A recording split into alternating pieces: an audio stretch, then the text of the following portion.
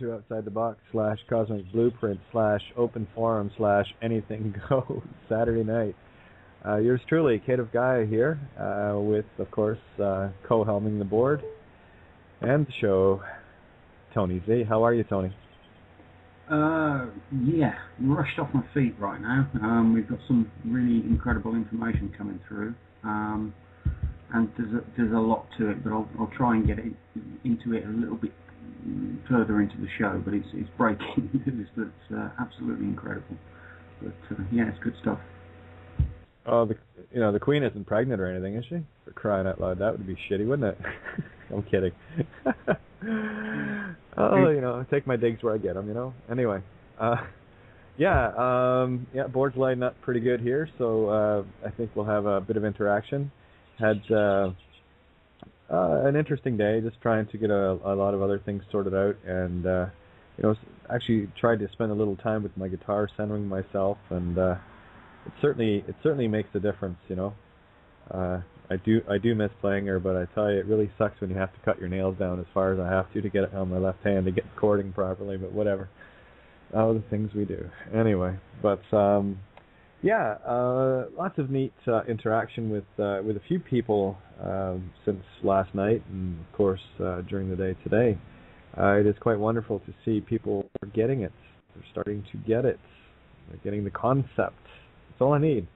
I don't need any physical action on this. I just need you to get it. That's all. This is the physical 3D world we live in, but it's spiritual creation, and that's where the real stuff happens.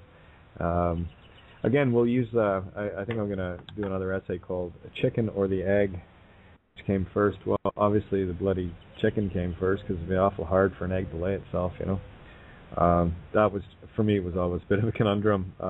Why would anybody even think of that? For something to be, it must kind of, to procreate itself, i.e. give off eggs, the chicken would kind of have to be there first, so we got it. That one's pretty clear to me. But anyway, here's the thing about the chicken and the egg. When you realize that it was the chicken that came first, the chicken is the thought, right? Thought must always precede the action, always. You think of something, you react to it emotionally, and then you act upon it, or you don't, depending on your restraint or whatever the situation might be, which is one of the things I do like to, that's one of the reasons why I brought up the movie Sphere, because it's a very good overview of what can happen when beings aren't ready to control their emotions, to control their fears. Basically, when you get into as the people in this movie got into a bit of a godlike status after going into the sphere, which was, to me, was a representation of the tree of knowledge. What happened was they would manifest things. In one case, one of the guys was reading 20,000 Leagues Under the Sea and kept manifesting giant squid for this underwater base beside an alien spaceship that had crashed in the 1700s. So anyway, not to give away the movie itself, it's actually quite well done. It really brings you face to face with the power of thought. And no, screw it. I'll give away the ending. It came out in 1998. If you haven't seen it, tough. Here it is. If you watch it, it's a very good movie. Very, very deep insights within this movie. At the end of the movie, they all decided that they weren't capable of manifesting the way they were before they went to the surface. So when they got together, there was 3 of them left at the end of this, and they got together and decided that with their combined manifestation, they decided to forget the ability to do that. That was their manifestation. Sounds familiar, doesn't it? So in effect, that's what we've got going on here. Is we have forgotten our abilities. I can give you myriads of my own reasons as to why. Perchance in the past, might have got pissed off, destroyed a planet. A little guilt there, a couple of billion, souls wiped out, kind of thing. That would probably weigh a little heavy on the karmic psyche. But that being said, here we are in kindergarten for gods, angels, whatever you want to call it. And the question I've asked people before, are you ready to have godlike status in that every thought you have manifests, or do you think that might be a silly, dangerous thing? Again, I go back to the 5-year-old standing there looking at you while you hand them a bucket of gasoline and a box of matches just to see what happens. I pretty much assure you it wouldn't be a good thing. And that's effectively what we have to do. We have to get ourselves back into control. And the only thing that's taking us out of that control is fear. That's it.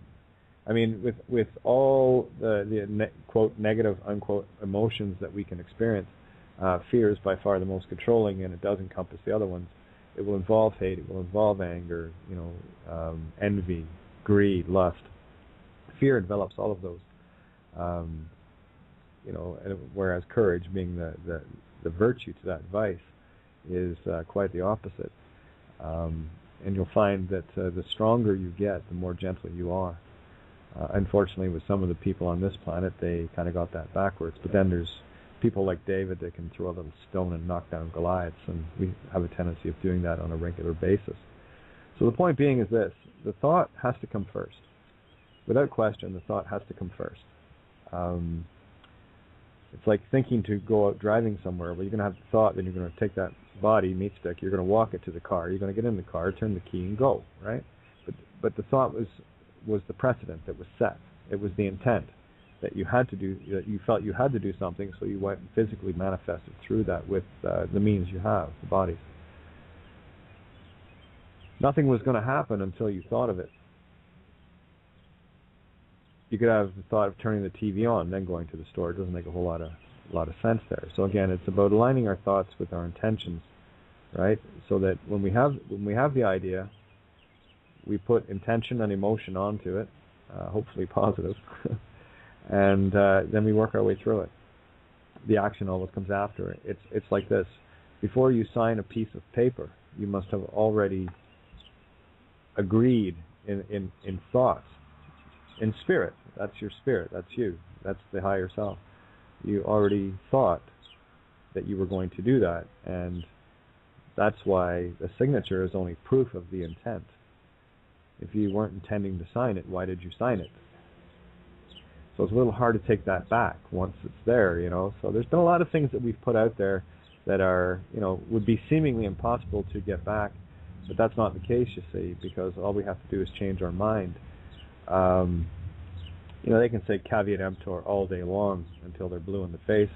Well, I'd say, beware the thief. Never mind the buyer beware. If the intent is to defraud somebody before you get into an agreement with them, it's already null and void with a malintent. And that's effectively what we have with birth certificates. The proof of that is the fact that people are forced to, pay taxes on everything, land tax, sales tax, income tax, you name it. On and on and on it goes, which is an intent to take from you. And there's no proof of delivery, right? The government says it's going to do this, this, this, and this. How do you know where your money went? Because chances are, every penny or dime that you put into one of these fascist corporate governments, a percentage of that, regardless of what the government spends their money on, you still have a minuscule amount of that penny, we'll say penny just to make it real clear, that went into the funds that purchased war materials that possibly blew up a child. So you have a share of that. You see, that's how they get us as well, right? They get us with our intent to pay taxes, whether we think we should or not. Well, we shouldn't, quite frankly. You're aiding and abetting in war crimes when you do that. It was interesting that I can't remember the gentleman's name over in England, but he took the BBC to court, which of course passé for me. But let's just go through let's go through the routine so you see the story. He took BBC to court, and he go ahead, Tony. Tony Rook. Tony Rook, yes, thank you. How could I forget Tony? Tony Rook. Anyway, he because he refused to pay his BBC television license. And for those that aren't in the UK, here's something that'll probably make your head tilt. You see, in the United Kingdom, you have to pay a license to have a TV. You can't just go buy a TV set and plug it in. You have to pay a license fee to the BBC, right, in order to have it. And they have vans and everything that have got radio sensors, and they'll drive around neighborhoods and pick up signals from TVs that are going, and they can check the address to see if there was a license paid. They can literally come in and seize your TV. Yeah, fascist television. You'd think that, well, they mustn't have advertising. Are you kidding me? Of course they do. It's not, they want to get you coming and going in every way they can. It's not just important to fleece the sheep. They want to skin it, cut it to ribbons, and still expect it to bah at the end of the day. Okay? Yeah, that's your fascist governments for you. But anyway, he took the BBC to court over not wanting to pay his license because of the disinformation of 9/11. BBC reporting that Building 7 had come down 20 minutes before it actually had. And as you've probably seen the video clip, there's the talking head chickie with the Building 7 over her left shoulder in the background as she's telling the world that Building 7 has just come down. I said, well, unless you've got a different camera than the one you're using. But again, it was all nonsense anyway. It was all a big, what do they call that? False flag, yes. Just a big distraction. I mean, never mind the 2.3 trillion that the Pentagon had lost. That was announced the day before by Donnie. I'm going to poison you with aspartame from the company that's mine, Rumsfeld, Secretary of Defense. Doesn't matter that he was saying that the day before because they already knew what was coming. So, not another peep about it. I don't know. Did you hear anything else about it? I sure as hell didn't. Anyway, so there you go. So what he did was he went in and said, no, I'm not going to pay this license because I don't want to partake in terrorist acts. And that's what your taxes are. You're partaking in acts of terrorism. Only governments can be terrorists. And everything they spew out, you have to look at it as being their mirror. That's the things that are wrong with them. It's not what they're trying to tell us to do. They're telling us what they're doing wrong. You can't have 65 million plus laws in the Bar Society law books and somehow have it, just. I mean, there's loophole after loophole. Here's the thing: if taxes were mandatory, legal, and all the rest of it, they wouldn't have different companies out there saying that we can help minimize your taxes.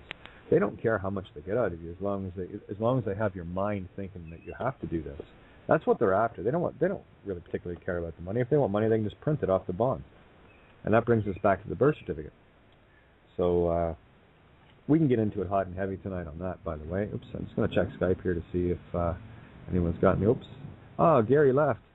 Well, you see, guys. By the way, anyone that tags me via Facebook. No, sorry, buddy. That's not how we work here. Gary, join the room, bud. No. This is where we hang out. Anyway, say hi to everybody, Gary. Sorry, anybody that wants to troll me, sorry, I'm not into that.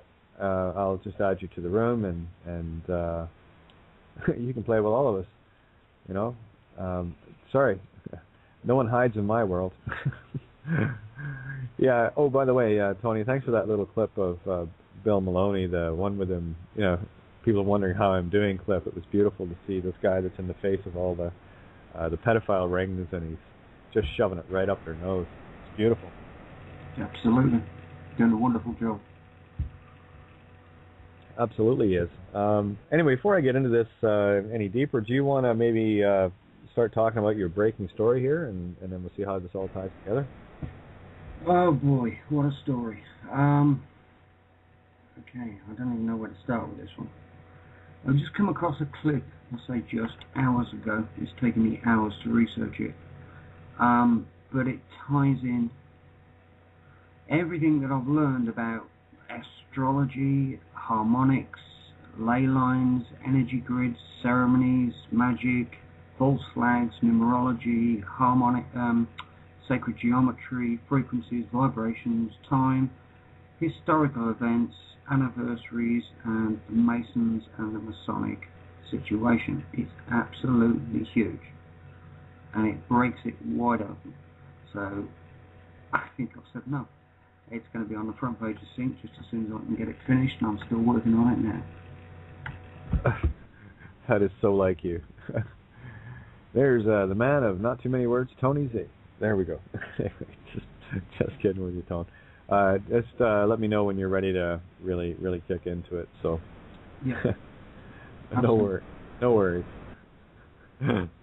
Anyway, so we're getting back. Let's get back to the birth certificate thing here. Make sure. Yeah, I've still got you there. Whoa, we've got a lot of callers in tonight. So what I think I will do tonight, because it is open, once I get your mic open, and you want to be involved, and I would love to do some interacting with this whole birth certificate thing, so that people can start getting a handle on what it is that I'm talking about. You see, what happened, just for anyone new listening tonight, what happened was this: when Mom and Dad registered you, they unwittingly gave away everything. They threw the baby out with the bathwater on that one. They gave away your name and the intent that was carried within that, because your name actually, ancient etymology for name, the word means way, just like mind means ship. That's why they have, citizenship. So you have citizen mind. It's about controlling the mind, the soul, the spirit, you. And the word register, I've brought this up before, and I know some people have heard this many times. Don't worry, I keep drilling it until I get more and more people going, I get it. Neat trick. Anyway, register, regis is Latin for to rule, stir, the S-T-E-R or S-T-A-R, star, same thing. It's a divine, feminine, creative, spiritual essence. It's actually your divine creation, feminine, right? If you think of yourself as the masculine intention, creative, feminine, which you are, you're both. Can't have one without the other. It's sort of how it works. That's how creation works. If you want to look at a galaxy, you'll see the masculine, feminine, the magnetic, and the electric, right? So there's no getting out of it. So if you feel a little uncomfortable right now, well, you shouldn't be listening to a tranny in the first place, but there you go. I'm just telling you what I see from my perspective, Bottom line is this: you are both. I'm just a clue. Remember that. I'm just a clue. Very intense clue, but I'm still just a clue. So pay attention to class here. I did. All right, so what we're dealing with here is the two parts of you. You have the patriarchal system, right? Father, the Son, and the Holy Spirit. Good luck procreating with that. It's a little kinky if you ask me, but there you go. That's what they sell you in the religions. It's all masculine. And they're the ones bitching about people being gay. Are you kidding me? Anyway, kind of makes sense of the whole pedophilia thing too, with the father-son thing going on, right? So there you go. Well, I don't pull any punches, guys, especially for anyone new here. So I'll definitely throw it out there. This is what I call truth porn, and you can either handle the movie or go get your popcorn and go watch something or listen to something else. But this is what you're going to get with me. And I'm going to pull the hard questions out, and I'm going to pull the hard confrontations out, because we've been walking around with our heads up our collective asses for far too long here. So it's time to stop being the anti-ostrich, and start getting our heads up where they need to be, looking out and going, whoa, this is not a happy place. Let's make it happy, right? That's what I am intending on doing. But so here we have it. The register. What they did was they literally sliced you in half spiritually. They said you can keep the guy part, the masculine intention, but we're going to take the creative part. We're going to take Mother Creation from you, and we're going to take it from you in the ethereal, spiritual sense. You won't even know it, because you'll be walking through life divided and conquered, male, female, and you won't wake up to this. We hope, but sorry, some of us did. A little background on two spirits, transgenders, types like me. We were the first ones slaughtered by the Christians, by the way. Why? Well, radio shows like this might explain it. Because here's the gift of the two-spirit, the walkers between the worlds. We kind of come in here going, cool, this is a really messed up place. Everyone thinks they're this and that when they're actually both. So it took a little while to wait. And it took a while for myself, too, to get through this. So it was kind of, I had a lot of my own sorting out, a lot of my own war within. So you guys get it easy. I can at least talk about it and share it, so I can share the concept. You don't have to live it. But really what you have to do is get that back into balance. Because what they did was they severed your divine feminine from you at birth. Mom and Dad, okay, you're the fruit of their labor, right? I've already used it before. I'm going to bring it up again, and I'll read the Word of Admiralty to you all. This is a very critical little piece in the Black's Law magic book. And it's not a law book, guys. It's not a law dictionary. It's a freaking magic book. I know that because I'll tell you, the Invocation of the Cross, for those that haven't read it, that entire document was received using definitions from Black's Law and the Gravity Falls cartoon series. I shit you not. That's how powerful the book is, and when you start seeing the surreality of where the clues are, they're everywhere. You can pick anything you want. It's a fractal. Everything is within everything within everything. So once you understand that it's a fractal, you could look anywhere you want. You could look in Encyclopedia Britannica. Star Wars the movie. All the answers are there. You got to be there to pick up your resonances. What resonates with you? What words are hitting you? Look them up in Black's Law, and you'll be surprised to where it leads you. It'll take you right down the yellow brick road if you let it. I just did, and Invocation of the Cross came out of it, which is what I have to open here. Because the Word of Admiralty is a very critical little spell. Don't kid yourself, guys. These are spells. These are not definitions. I'll tell you something else, too, and I have a digital copy of it. If anybody wants it, please tag me on Skype. When you copy and paste from the digital copy, words kind of wondrously change. And I kind of thought that was neat, so I saw one, I can't remember which one it was, but when I copied and pasted it, it took a word and changed it to, I think, C0010000010. So I, just believing in the surreality aspect of it, I said, I'm going to Google that. So I did. And what did it bring up?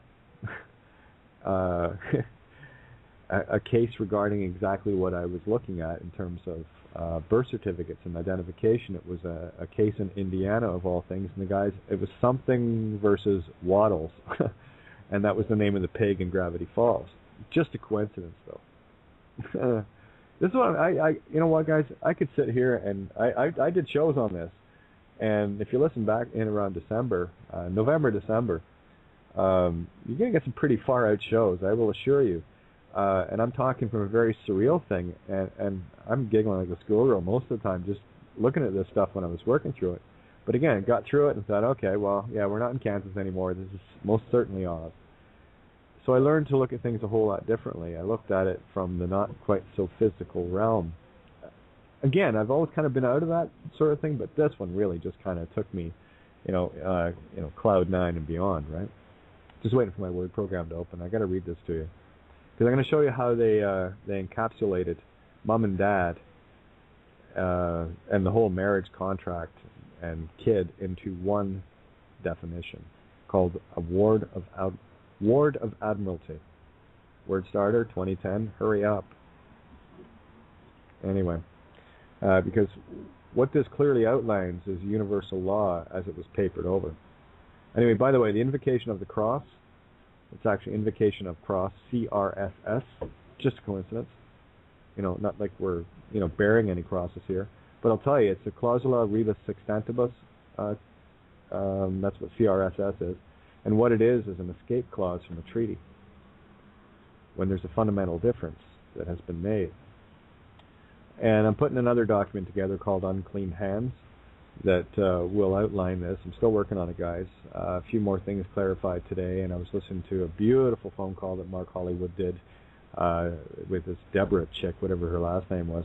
Anyway, I loved the one part. He caught her out in a lie. He was asking about, are there any lawyers? Does the government have any lawyers? And then she starts off saying, no, we don't have anything like that in the government. And then she slipped up. She said, well, there isn't one present. Lying sod. I hate when people lie. I really do. It drives me batty. Anyway, here we go. Did I go past it? Oh, there it is. Word of Admiralty. All right, this is out of Black's Law 9th. The Word of Admiralty. Pay attention to the sounds, guys. Everyone's caught in the spells. You're only reading. You're not actually listening. Think of every word that I say and what other words could be spelled that way. Give you an example. The word word. How did you spell it? W-O-R-D? Oh, well, you're wrong, because I spell it W-H-I-R-R-E-D. Changes the whole intent. You see that? That's what words are. They're intent changers. So that's why when I write with my intent. Any other assumption or presumption is fraud. Only I can decipher the document. So it kind of messes anybody up thinking that, well, no, you can't. Sorry, asshole. It's not how it works anymore. I run this show. Some cool cat said I was God. I thought, okay, I'm in. I'll work to that. That works for me. I can do greater things than you. I'm on it. Okay, boss. Let's do this. Pretty cool guy, you know. Had the coolest robe and really slick sandals. That man knew how to accessorize. Okay, here we go. Word of Admiralty. A seaman. There's a bad word if you say it in school, but not if you say it in the Navy. Word of Admiralty. A seaman. So called because of the legal view that a seaman thinks sperm. There, I said it. All right, think sperm, guys. I'll say it again. Word of Admiralty, a seaman, so called because of the legal view that a seaman, in contractual matters, should be treated as a beneficiary, and the other contracting party as a fiduciary because of the perceived inequitability of their bargaining positions. Isn't that interesting? What do you think they're really trying to say here? Let's look a little deeper, boys and girls, shall we? Let's just tear this one a brand new asshole, because I'm in the mood for it. A seaman, there's your sperm, okay? Contractual matters? Well, Mom might go into contractions. There might, contract you all matters. Paying attention to the words, the sounds. I can tear these right down to the letters, guys, so I'll just kind of give you the overview. There's many layers in this, and this is why I was able to see into it as deep as I did. Thankfully, I spent a lot of time just going, how does this work? Why? I've been a 5-year-old my whole life. All right, so in contractual matters, and I'll show you how the bonds work here as well. Same definition. In contractual matters, matter, mother, alma mater. Okay, that might sound very similar, yes.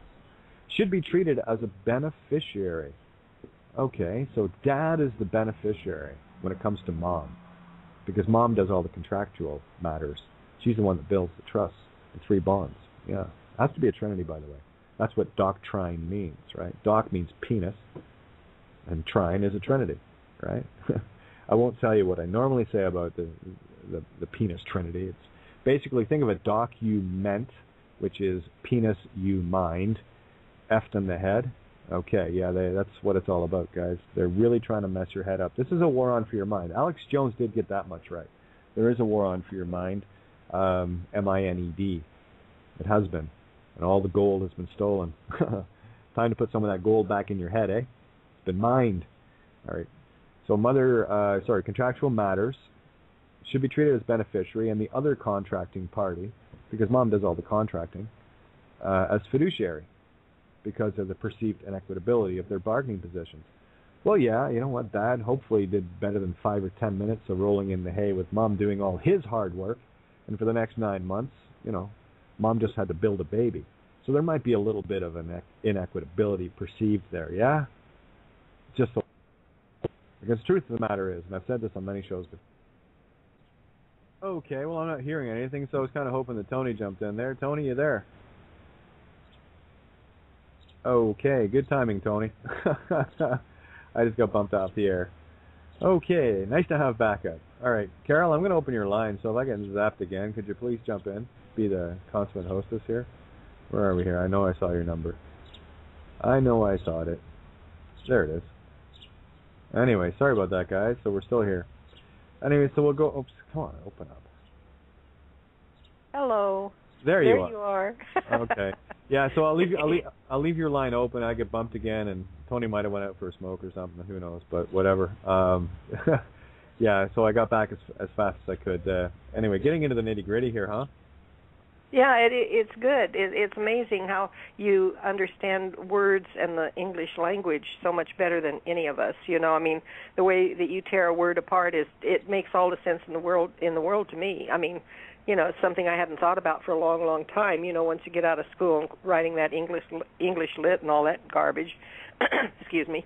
Yeah, well, no, they teach us very well to be spellbound. They even have spelling bees, and they want to make sure you get the word spelled right, and they even give kids awards for being spellbound. You know, Yeah. the ability to remember everything in order. But you see, here's the problem: when you work with your visuals all the time, you lose your sonics. So me being a musician, I've always been hooked on sonics, right? So it was always about hearing the words. You know, these are like your antonym, homonym, synonym kind of thing, right? Now, I always thought that was kind of interesting that, you know, words that are spelled differently but sound the same. Gosh, how could anybody learn this language and you know, from another country and know what people are actually saying, you know? Did you take Latin in school, honey? No. Well, you know, Latin gives us the origins of a lot of our English language and so forth, and I wish I had taken Latin so I would understand more about that, but you have a real good handle on it. I'm very happy to listen to you. That's the irony. English is actually the language of angels, angel-ish. You see, this was the language at Babylon. This is the language that got thrown out to make all the others, Latin included. What we've got now is the newest language of all, being English, which was, oh, look at that. It's a piecemeal of all the other languages put together back into it. So basically, if you look at English as the first language, angel speak, got exploded out into German, Spanish, French, you know, Lithuanian, doesn't matter. And then all of a sudden, all these words started gathering back again and back to its, you know, fractal. It comes back to source, right? So that's why, I mean, English is the only language you can do a lexigram with. You can't do it with any of the other languages. So there's a very specific reason that lexigrams are spells upon themselves. Lexigram is creating new words and sentences within, say, someone's name. You can actually, Miranda did one for me. She's a lexigram whiz. And it blew me away what Catherine Renee Thompson had in it. It's like, holy shit, have I got lots to live up to, so I better get on this bike and start writing, you know. But the language itself, langage, there's two French words, by the way. Langue, which is tongue, gage, which is pledge. So what is your tongue pledge? You see what I mean? This is how they own you with your words. Language, like mortgage, which is death pledge, mortgage. You call it mortgage, right? But it's mortgage. Cool, huh? Yeah, it is cool. And, you know, so very few of us pay attention to the things we say. I've heard some atrocious language today on a call, and the person called me later to ask a favor of me, and I called them on something, how they pronounced a person's name, and I finally hung up on them because they're just totally not understanding anything. You know, they're mispronouncing someone's name. You know, my mom taught me, you know, someone's name is their own. That's the only thing they have that really belongs to them. Okay, I'm so glad you said that, because here's the thing. You see, you just proved it to me. Thank you. You see how dear and precious someone's name is? If you mispronounce it and it's theirs, and that's the trap. You know, Mom used to throw all the mail away that came with her name misspelled, you know, and she wouldn't even open it. I don't care what it was. Well, even more importantly, let's go right down to the... remember how you were feeling when someone was saying someone's name wrong. How were you feeling? Right? It can get pretty intense, yeah? Oh, well, yeah, it really rubs me wrong that people don't take that care to understand how somebody pronounces their name. I mean, names are the only thing that don't follow pronunciation rules, you know. Well, that's exactly right. Now let's take this to the next step, because what I'm trying to show is this power of ownership and the power of spirit that is trapped within this ownership. Right? Now imagine how you felt somebody mispronouncing someone's name. Imagine how they felt. Right? It's sort of like when people say Kate of Gaia. No, I've never said that. What part of Gaia or Gaia properly? I won't even do that because most people don't have the cognitive ability. But it's Kate of Gaia, right? Gaia. It's not Gaia. You know. But then you see what that is people missing it and only getting caught in the spell. That's how I know people are spellbound. Right, because they're seeing the letters and how there's a hard A, right? And again, I can get into language all night on this one. This is this is the critical thing. But look at the intensity that even you felt of someone mispronouncing someone's name, but it isn't theirs. That's the point. It's not theirs. Mom and Dad gave it away. Well, right? That's true, but until they quit using it, it's not a matter. It it shows respect if you pronounce it the way they'd like it pronounced, you see. Oh, I agree. What I'm trying to do, though, is to throw a blade right to the middle of that and slice it right off the individual. Because until you can let go of that, the emotion, there's your divine creative spirit. Everything feminine is emotion. They own us with our emotion. So we go at it Spock-like, neutral, right? As soon as you can lose the charge, the energy that you have ingrained into, that's my name, and I will fight to the death for it. That's the energy that they're using. That's because these entities, this dark principality that we're dealing with here, it must steal creation in order to create. That is the abomination of the male phallus. That's why they have obelisks everywhere. That's why it's a patriarchal system. Go ahead, let's see a guy give birth. Right? Now, here's the problem. This is the prodigal son aspect. This is where every male, in order to procreate, has to get on his knees and beg the female. So it's a lesser position. So of course you're going to have the Lord thy God as a jealous God. Jealous because they can't just create all by themselves. That's why the male God is the god of their patriarchy.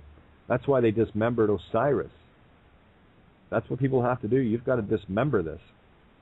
Boy, that hurts when I take a visual of what you said about Osiris the other day. I thought, holy cow, poor guy. Oh yeah, with a chainsaw and no gas. Yeah, absolutely. You know, you see, I won't put. When I go out, as I say, I'm going to town with a chainsaw. I won't even put gas in it because I save that for the flamethrower. And besides, I just sharpen it up, and it's a whole lot more fun to use a chainsaw manually when you want to cut through all the bullshit. Oh, you're terrific. I'm colorful. Yeah, I love it. It gives a whole new meaning to conversation, I'll guarantee you. What I'm trying to do, Carol, more than anything else, is give people pictures to remember. I don't want them hearing my words. I want them getting oh yeah, that was funny, and I want them seeing the story. I don't want them hearing it. I want them to see this in their mind. Because here's the thing, a picture paints 1,000 words. So I could talk all night, and as long as I get one concept out in terms of how people see things, picture them, then I'm happy. That's a victory for me.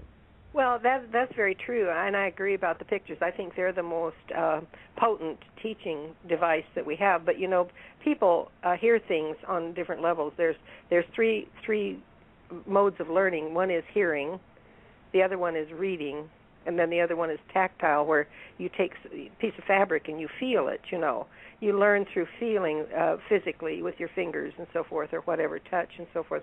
But some people learn better at reading or listening or tactile. But the pictures, the seeing, the pictures, the mental picture, hearing it and picturing it, that's why I think that radio was so much better for us than television. Totally. I think television dumbed us down. I can remember sitting around the radio with Mom listening to the squeaking door or things like that. And, the Lone Ranger and all that. Yeah, and all of that stuff, you picture it in your mind as it's coming over the radio. Oh. You're there. You're picturing the shadow. Everything. Yeah, the shadow knows. Yeah, right. Yeah. And so by painting a picture with your verbiage for people to hear, I think you're right on the money, sweetheart. I think that by painting a picture for them to latch on to, that is what they will remember, and I agree with you 100% on that one. Well, let's all get out our number 11 scalpel, as Peter would say, and let's get busy with Osiris, just take care of some business here. Now, what they did at birth, and this is why I'm so glad you brought that point up, because I could actually feel what you were talking about. I'm thinking, yeah, because I go back to the whole Kate of Gaia versus Kate of Gaia, right? But whatever. Again, I have never given that name to anyone. That's the name I took. For me, someone else can use it. It doesn't matter, but that's the one that I can reference me with, right? And I will never give my name to anyone or anything. I will not gift it away like my parents did to the one that they came up with, their intellectual property, their creation. Let's go back to this ward of admiralty, right? When they make you a ward of admiralty, they're passing off their fruit of their labor, of all their labor, contractual. That's soul, mind, and body, guys. That's the Holy Trinity. Spirit, body, mind. What they did was they said, okay, well, what we'll do is we'll just shoot off half the feminine there. That's the creative part. And we'll claim that part. and copyright it in a spell. And don't kid yourself, guys. This is a very magical kingdom we're in. And these guys are working in a different realm than you can imagine. I've seen some shit, and I don't even want to begin to share it. But a good one to talk to. We've had Mark Passio on before. He's brilliant in that field, just to get a good explanation of how this dark magic works and the sigils and all the rest of the symbologies and what have you. Very, very potent. That's why they put them in all the logos. They're actually hypnotics, and they keep people, it's like they live the movie, walking around, and the sign might say this, but it really says obey. Yeah. Okay. Go ahead, Tony. Just for a second, I want to actually mention on that, this document that's about to be released as well is exactly that. It explains how the rituals and the ceremonies are conducted, what energies they're using, the energy meridians, the ley lines, the symbology, the ceremony, and the dates, everything. It's got it all, and it's incredible. People will see this and they'll go, yes, right, now I understand how it works, because it's all harmonics and there's no question. Yeah. It's incredible. Oh, I couldn't agree more. And just for those that have never heard me say this before, I've mentioned it many times. The papal bulls that you hear about, that they put out, one that I spoke of in particular, the Unum Sanctum of 1302, that's Pope Boniface VIII put that together. You have to understand that these documents are actually, they're pretty sick documents. What they are, they're written on the skins of sacrificed children using the blood. That's the spellings that they use. That's why they go after the energy of the children. That's why they have to go after the kids at the hospital as far as registrations go, and where they were less apt to go out and just child snatch and get away with it. Sorry, it's a little harder these days. People, they still do it on a grand scale, but it was a lot easier to enslave humanity in the ethereal versus in the physical. And that's what they did, because when you register, what you're doing is you're handing over the right to rule your child's creative, divine, feminine, spiritual essence, creation itself, on a very, very spiritual level. Not physical. It's one you can't see. That's why most people can't find it. It took a while. Okay? It took a lot of us a while to find this. And these are the things that you really have to step outside the box in a leap of faith and go exploring in things that I'll tell you, things that have happened to me over the last 3-4 years. 5 years ago, if you'd have said this, I'd be sitting here right now doing this with you guys. I'd call you mental. Quite frankly, I would. I'd call you absolute mental. And what I've been through. Anyone told me what I've been through and what I've seen and experienced and what have you. Carol, you asked me if I took Latin. I said no, but I woke up speaking it one morning. Yeah. Messages. I've had lots of interesting encounters. Someone asked me the other day, have I ever had an encounter? Well, it says the only real one that I can't even recall it, but Sue witnessed it. We were in bed, and it was New Year's Eve, and I just got to sleep. Sue was still awake, and she said to me, you just sat bolt upright in bed, and then you started talking in some, I don't even know, I've never heard anything like it, like a language of any kind. But it was like you were asking questions and answering questions with something or someone right that was in front of you that you apparently could see, but you didn't even know I was here. And she said I went on for about a minute, and then she said she tapped. And she said I stopped, but I didn't do anything else. And I stopped, and then I started right back up again. And she said, yeah, there was, when you were finished, I knew you were finished. I didn't know what you were saying, but the way you were talking and the energy and the, yeah, blah, blah, blah, blah, blah, right, it was done. So there's another experience that I went through. So we're not in Kansas, guys. I got to tell you, on the way, and that was actually on a Friday night, New Year's Eve, because on Saturday we were doing the radio show, and it was on the way into the radio station with Sue that she told me the story, and I said, you're kidding me. She says, no, it's the most bizarre thing I've ever seen. And then I did some research on it, and yeah, funny enough, other people have experienced it. Did anybody ever tell you were talking in tongues? Well, Sue knew what that was, but she said no. And to quote her, she said it was more like you were speaking some alien sort of dialect or whatever. She just said, I'd never heard anything on earth like it. Nothing. That's beautiful. That is beautiful. Thank you for sharing that with us. Yeah, it's just one of those, and these are things that I go, oh, okay, whatever, move on. My trail's a little bit different, but we've certainly crossed a lot of boundaries here, and that's why I go back to the Ward of Admiralty, and I'm going to give it to you guys one more time, and then I'm going to lay out how the bonds work, and I also need you to understand something. When I get through this, I'm going to go through this very, very simply, and I'm going to leave it where I leave it. I'm working on a document that will explain it a lot easier for people to sit and read through it after they hear it, and I'll be talking about this again, obviously. But here it is, Ward of Admiralty. A seaman, so called because of the legal view that a seaman in contractual matters should be treated as a beneficiary and the other contracting party as fiduciary because of the perceived inequitability of their bargaining positions. So there's a contract. It's a mother contract, right? Because mom and dad get into, well, let's have a kid, right? Well, mom's going to be doing a whole lot more thinking than dad. Dad's kind of going, woohoo, maybe and mom's going, oh, that's going to hurt, right? So there's an inequitability here. So there's a whole lot more commitment on the part of the mom than there is on the dad. So right from the get-go, that's why they went after the divine feminine, because divine feminine is the master of all. That is creation, right? And what we're dealing with here is a very dark side of that feminine creation, and it's taken on the form of the patriarch. Another show, another story. So here we go. There's 3 bonds that get created, right? There's the bid bond, the performance, and the payment. In Canada, they call it the labor bond.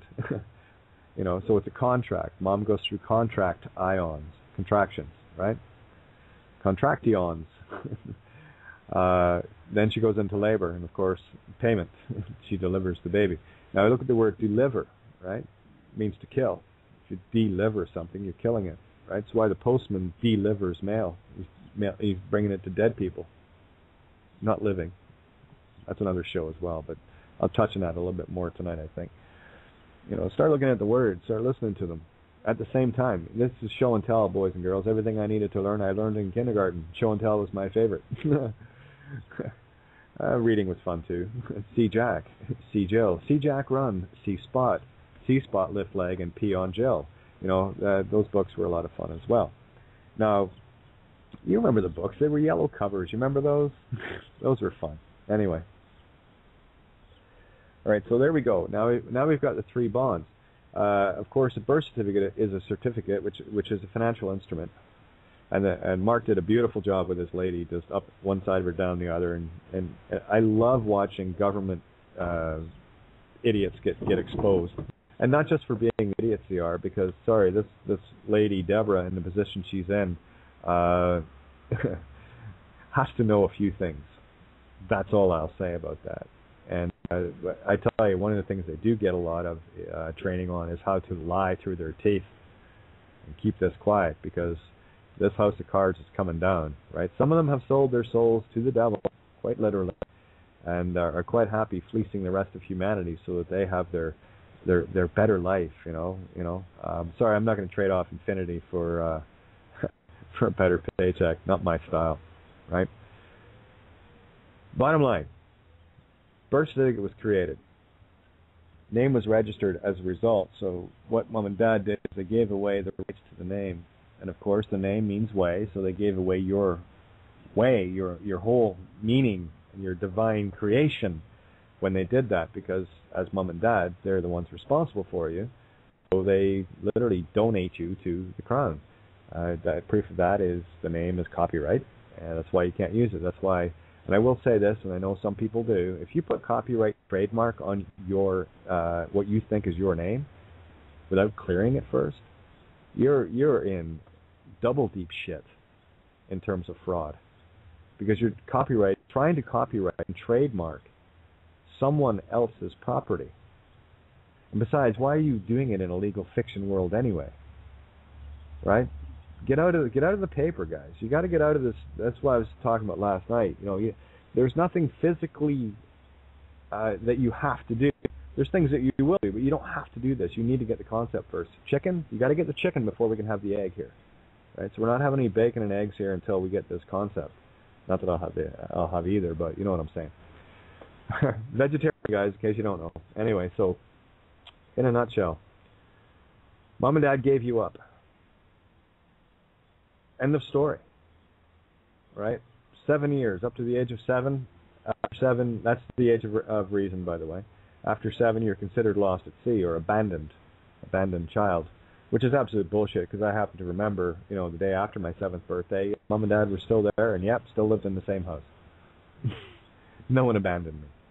The state did, absolutely. So there's your church again, represented in the state, because you got this God that says, well, screw the kid, right? Throw him on a cross. Who the fuck cares? I don't care. I'll tell him I'm saving mankind, right? There's your government. They're doing the same thing to all their children. They're crucifying all of us. Because it's based on, the church and state are the same thing. And people really need to start getting this. There is no separation of church and state. The only separation of church and state that needs to happen is that you need to separate from church and state. They're one and the same. Right? So again, read the sentence again. Separation of church and state. From what? See how twisted these sentences and words can get. I love using the old sayings. That's why I used an old saying. Well, that's the long and short of it. You've heard that many, many times, but how many times have you actually given thought as to why maybe that came up or not? Well, the long form, short form birth certificate is what hit me with it. The long form is the fraud, and the short form is the proof of it. And something else that's occurred as well, and you probably want to listen back to this, because I know I jump all over the place. I'm trying to get these concepts as clear as I can while I'm in that headspace. What you have, the long form gets created. You're sold into bondage, literally, by your mom and dad. There's your Joseph and the 12 brothers, Joseph getting sold into slavery by his family. The lessons are there if you can pay attention to it. These are all allegories, and it's all fractal. Like I told you, you can look anywhere and get the answers you need, right? Because the clues are there. You'll find the answers within. There's no answers out there, but you'll find the proofs of what you think from inside. You'll find them. Problem is, you got to find them inside first. You got to actually have your eyes open and your heart, more importantly, have your heart open. So mom and dad tell you the name is no longer yours, and they spend the rest of their time very busy convincing you that you're that name, and you will take ownership of it, and you will say, that's my name, and you'll fight to the death for it. You'll take it from cradle to grave. And that's what the system is banking on, literally, because it's that clinging energy, that wanting energy, that it's my name energy that you will fight for is the energy that you're feeding it. That's the divine feminine. Remember I said everything feminine in the Bible is referencing emotion. Everything mental or masculine is referring to the mind. I'll give you an example. Wife must be subservient to the husband. Oh, does that mean we make women a second-class citizen, or do we actually read it properly and say that the emotions must be subservient to the mind? Mind over matter, as it were. Mind over mother. Creation, if allowed to go, would just go poof. So there has to be a checkpoint. And that's all the masculine intent is to slow that creation, to make it not nuts is probably the best way to put it. Guaranteed, if humans weren't here, this planet would be green again, because the planet would go nuts and create itself all over again without us. So lots of things to keep in mind here. This is why you kind of got to get outside the box on this, and hopefully tuning into these shows I can take you to a different place than you're probably used to. That's my hope anyway. Try to get you thinking along a few different lines that you wouldn't normally think along. Definitely way outside the box.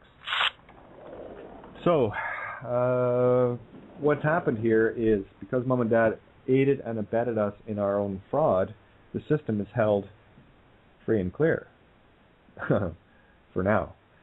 You see, what happened though was there was an intent to defraud us by the system, and that's what we're catching on to, and that's why people like Deborah at Corporations Canada got really, really nervous, because we're catching on. The ruse is up, guys. It's just a matter of a little bit of time now. This game's over. Because every day that goes by, every thought that we manifest in the right direction changes this universe. These are butterfly flaps across the universe turning into tsunamis. What happened now? We've been walking through life with a birth certificate, that we thought was us. Our parents convinced us that this was your name, this is your certificate, and if you need to go and get government ID, you have to take this with you. And you do, and you go get passports, and you go get your first, age of majority or driver's license or whatever.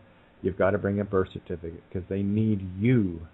Because you're older than 7, they need you to commit the fraud yourself. And once you do, that first contract you sign, they own you. They own the name because you have used something that did not belong to you, legally, lawfully, or spiritually otherwise, because it was given away. What we do now is we get clean hands over it. We say, well, okay, that certainly wasn't my mom and dad's intent. Okay, so let's clear that up. Okay, church state, what was your intent for not telling us? Ooh, there's a new game, huh? There's a new bit of omission. By omission or commission of a crime, you're guilty, and by your actions you are known. And of course, the fact that you insisted that you set these books up to begin with to defraud us, the intent obviously had to be there to do so. By your actions you are known. By the theft of people's lives, money, everything is all the proof I need. Sorry, that works for me, and you can call it whatever you want, but I call it fraud. And here's the nice thing about fraud. Fraud is like a really bad case of herpes. That don't go away. You get it for life. That fraud doesn't go away. Doesn't matter how long it takes to expose it. Could be a couple of thousand years. Doesn't matter.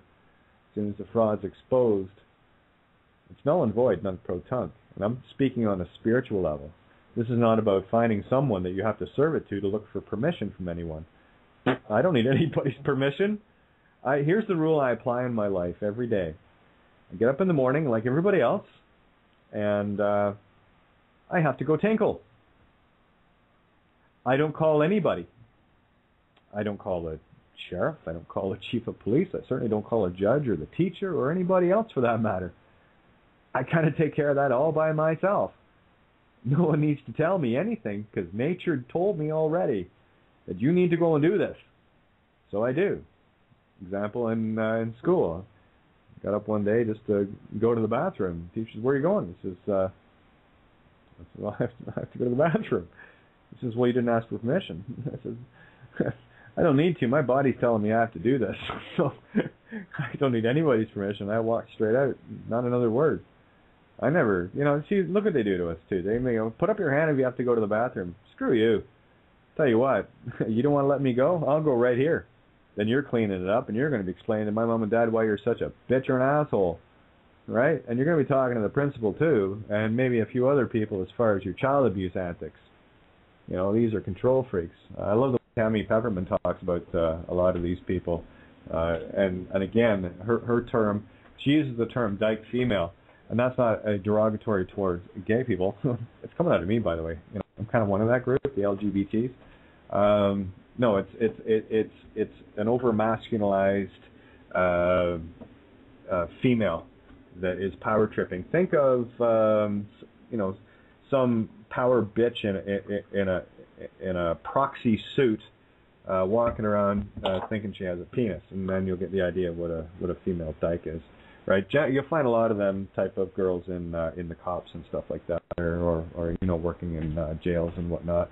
They're the women walking around trying to grow penises like the rest of the boys, But they like beating up too, They're generally not of the mother type breed, They're the ones that join the military, There's a total abomination there. The givers of life, the creators of life, going out taking lives. Are you kidding me? And this is what your religions have given you. This is what your Christianity, your Islam, your Judaism, all of your religions of these monotheistic patriarchal nonsense stories, taken literally, this is what they have given you. They've given you pedophilia, people. Okay? That's what they've given you, and that's the power that's contained within that. Now, I prefer to look at all the metaphors and the allegories because when you see the truth in these books, they're stunning. And they're nowhere even close to what they're trying to say literally. Not even close. They're a mirror image. Funny that, eh? This is just the shade of ourselves here. This is God's reflection in Creator's image. This is what we are in. We're in the Creator's image. Thou shalt have no other gods before thee. You know why? Because you're it, dopey. You're it. Why would you put an idol outside of yourself when you are of creation? Same cool cat. I think his name was Jesus. Je suis. Oh, I am. That's French for I am. That's right. Je suis, I am. Lots of clues, guys. Or better yet, hey Zeus. Zeus, great god, creator.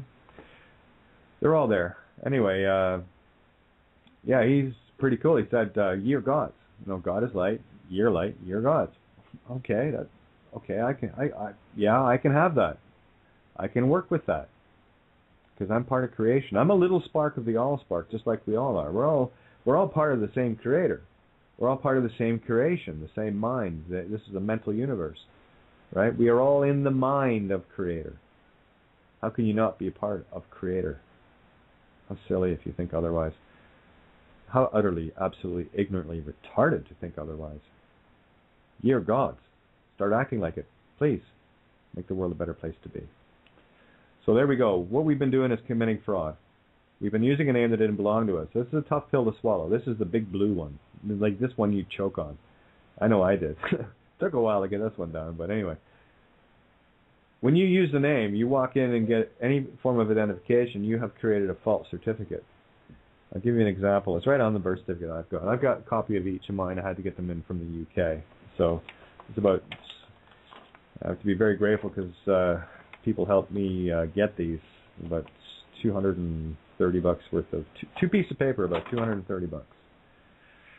Yeah, lots of fun getting stuff from overseas. Here we go.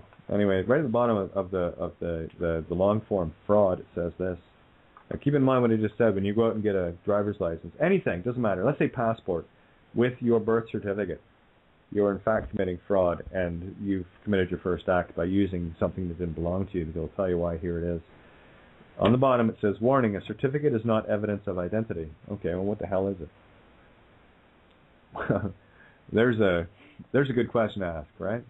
I said, okay, well I know it's not identity, so it's not me. That's not evidence of id entity. All right, so I'm not the id entity. All right, got it. Now let's go to the caution.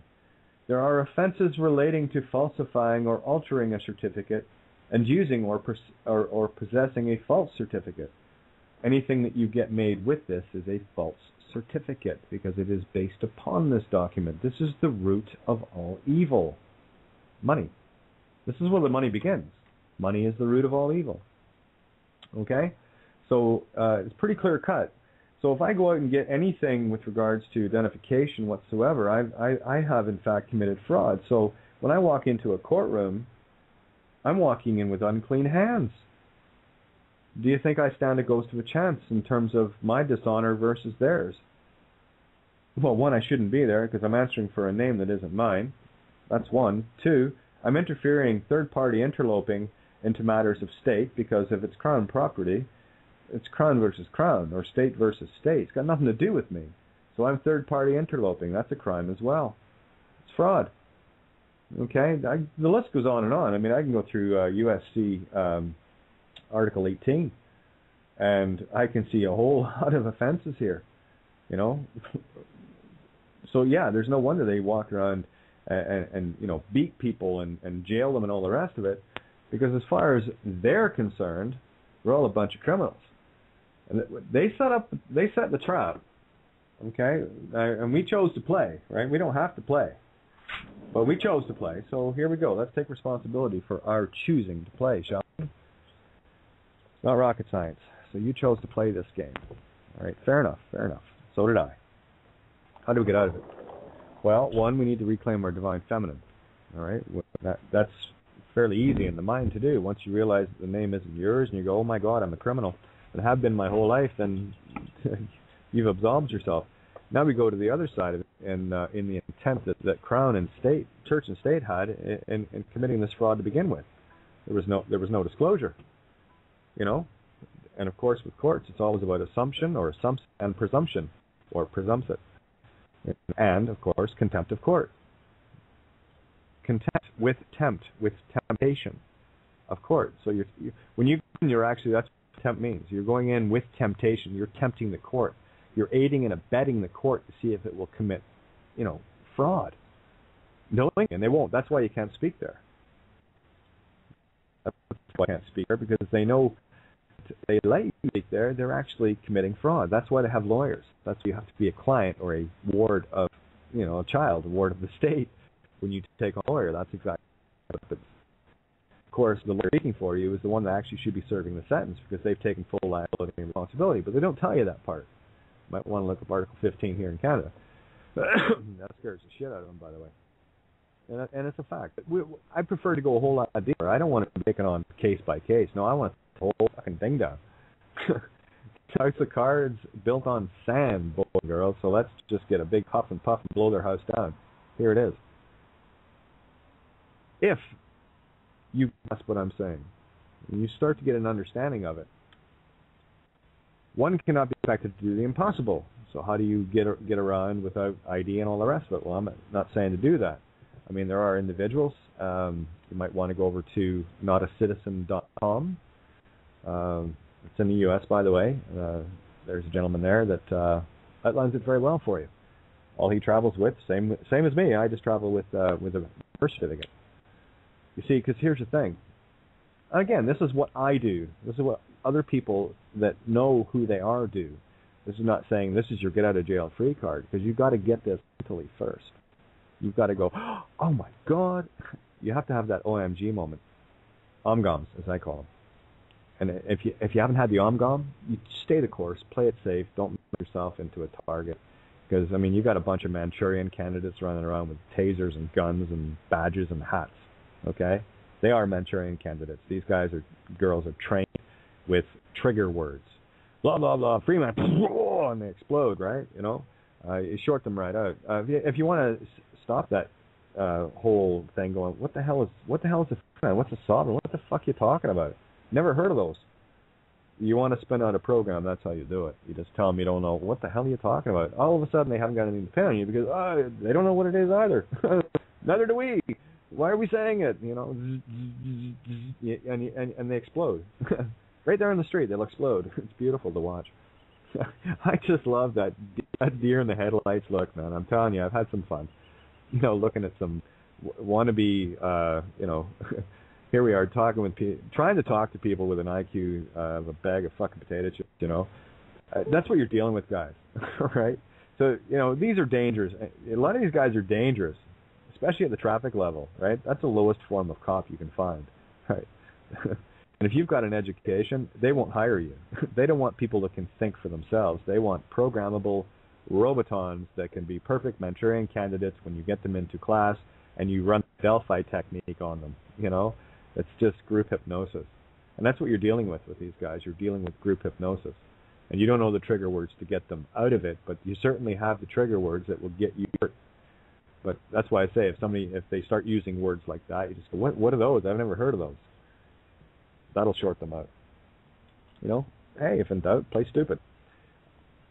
Hey.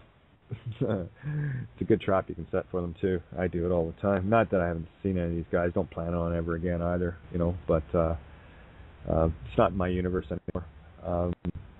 Hopefully that's pretty clear. But here's the thing: if you must walk into a court, this is the document I'm working on. If you must walk into a court, I want to give you guys something that's going to throw these back on their heels, because it's as simple as me looking at a judge saying, I know that you know that I know who I am. Let's play. Oh, no? Why'd you run away? Happened to me once, actually. Judge bows to sovereign.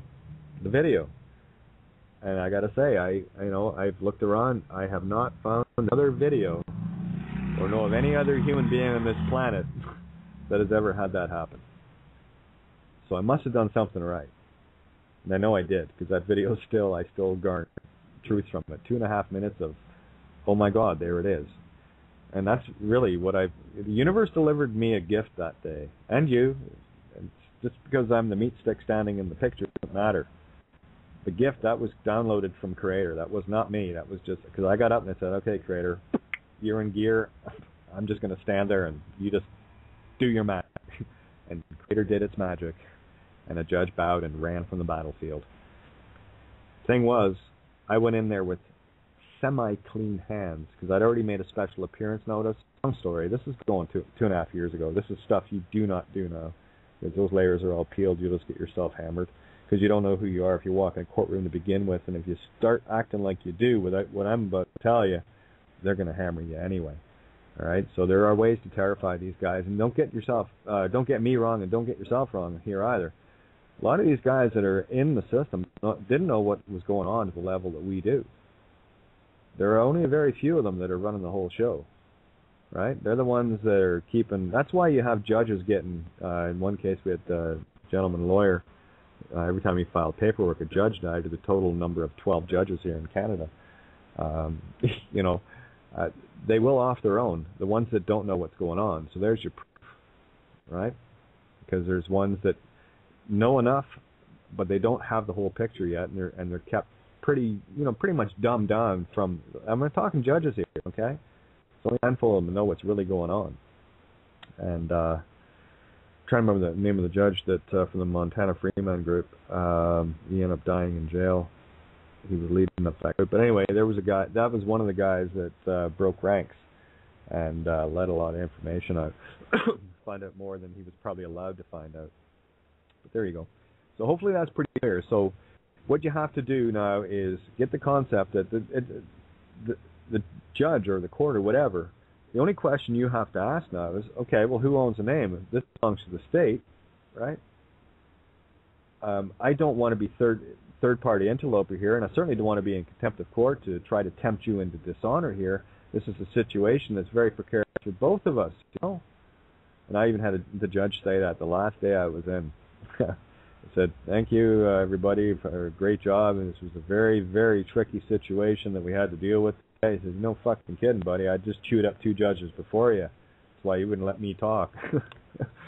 Well, 28 days in solitary, in chains and everything else. What are you going to do, throw me in jail? Or I was already there. I didn't have anything to lose. So I just went up one side of 1 judge, 2 judge, 1 crown, 2 crown, 3rd crown, out we go, out the door. Anyway, I think that's for filling me that day. Doesn't matter. What we need to do now is say, well, listen, is it the court's intent? Is it the court's intent to get me to incriminate myself by trying to claim I'm something by trying to claim property of this name that is not me? I don't own it. My parents sold it to you guys fair and square. This is a matter between state and state, or crown and crown. I'm not going to step into the affairs of state. It's not my position. I'm not going to be a third-party interloper here. Now, is it the court's intention that I do that? It's all about intention, guys. Right? So I'm going to be putting something together that's going to be a nice little header that you can throw in anything. That you need to clear the matter of the name first. And here's the thing. You do this, they can't touch the bonds. Because they got no energy. You see, you power it up. Remember Matrix? You're the battery. You're the one that powers it up. It's that's my name power. That's your creative feminine that they're stealing the emotions. They have stolen that energy. And the more emotion you put into claiming that name, there's the Chinese finger trap. The heart of that trap's going to hold until it'll rip your fingers off. If you pull hard enough, you'll rip your own fingers off with a Chinese finger trap. Best just to relax, let go, and ease off, eh? Because as soon as you do, when you push your fingers together, relax and just twist them gently, and slowly out they come. Calm, no emotion. The trap falls to the floor. You've set your divine feminine free. Take the emotion out of it. Because if you got emotion, you got issues. So that pretty much covers what I want to talk about. And I'll go over it again once I get all the documents done up here. But how's it working for you? Anybody? Carol? Tony? Okay, well, I'll bring some you nailed it quite well. Okay, I was just trying to keep it. I'm trying to get it as clear as possible. That's what guitar does. It calms me down. See? I just need to play. That's all. I just need to play. So keep you busy. You're not playing, you're typing. Yeah, well, that's how it kind of works. Oh, another contact request. I wonder if this is another troll. Doesn't look like it. So we'll see. All right, well, hey, I'm going to bring some callers in, and let's have some fun, see what we can go over. And so I'd love to get other people's viewpoints on this. Let's go to... Oh, go ahead, Tony. I was just about to say, just before we do, I'd like to put an announcement out there that I'm just about to publish this thing, and It's going to be huge. It's going to be something else, to say the least. So people. Okay, and you're putting that up on Syncrenicity.com? Front page now. It's the one with a cat on the front. There's a quite surprised cat. Oh, the LSD cat? I love that cat. No, I haven't seen your LSD, but did you know you have dragons in the kitchen? Or something like that. It's funny as hell. That's great, isn't it? Yeah, I love it. This is some serious information. People, they can read the post, but I mean, they need to listen to the rest of the show first, because I'm going to try and go into it a little bit more in a bit. Okay, well, we'll save that right for the very end. We got about 40 minutes left here, and we'll go past, obviously, because I'm going to move the advertising. I want to get callers in here. But, yeah, it's going to be on Syncrenicity.com. That's SYNCRENICITY.com. And that's a website for all things Tony, Santo, and Kate. There you go. You want to find us? There's where you find us. You want the archives? They're all there. You want the YouTube links, work that Zach does, and Giuseppe from Lightworkers Media. It's all there. So here we go. Let's bring some callers in. All right. Area code 574. Hey, how you doing? Good. How are you doing? All right. Excellent program. This is the first I've ever heard you, and I've been listening for almost an hour, and I laugh because what you're saying is what I was saying like 23 years ago when I first became an activist and realized that it was the New World plantation. And but you do an excellent job, man. I tell you, I really enjoy what you're saying, and I haven't heard you say one thing that I disagree with. Well, you should hang out with me more. Who we got, by the way? My name's Dave. I'm in Indiana, and you were talking about your vision earlier. Yeah. I had one too, man. Mine happened a week before Christmas, 1989. I think there are a lot of people out there that have had a lot of visions, and it's sort of like that movie Field of Dreams. Yeah. And he's in the granary or whatever it is, and he's asking people if they heard voices, and they said no. Why did you?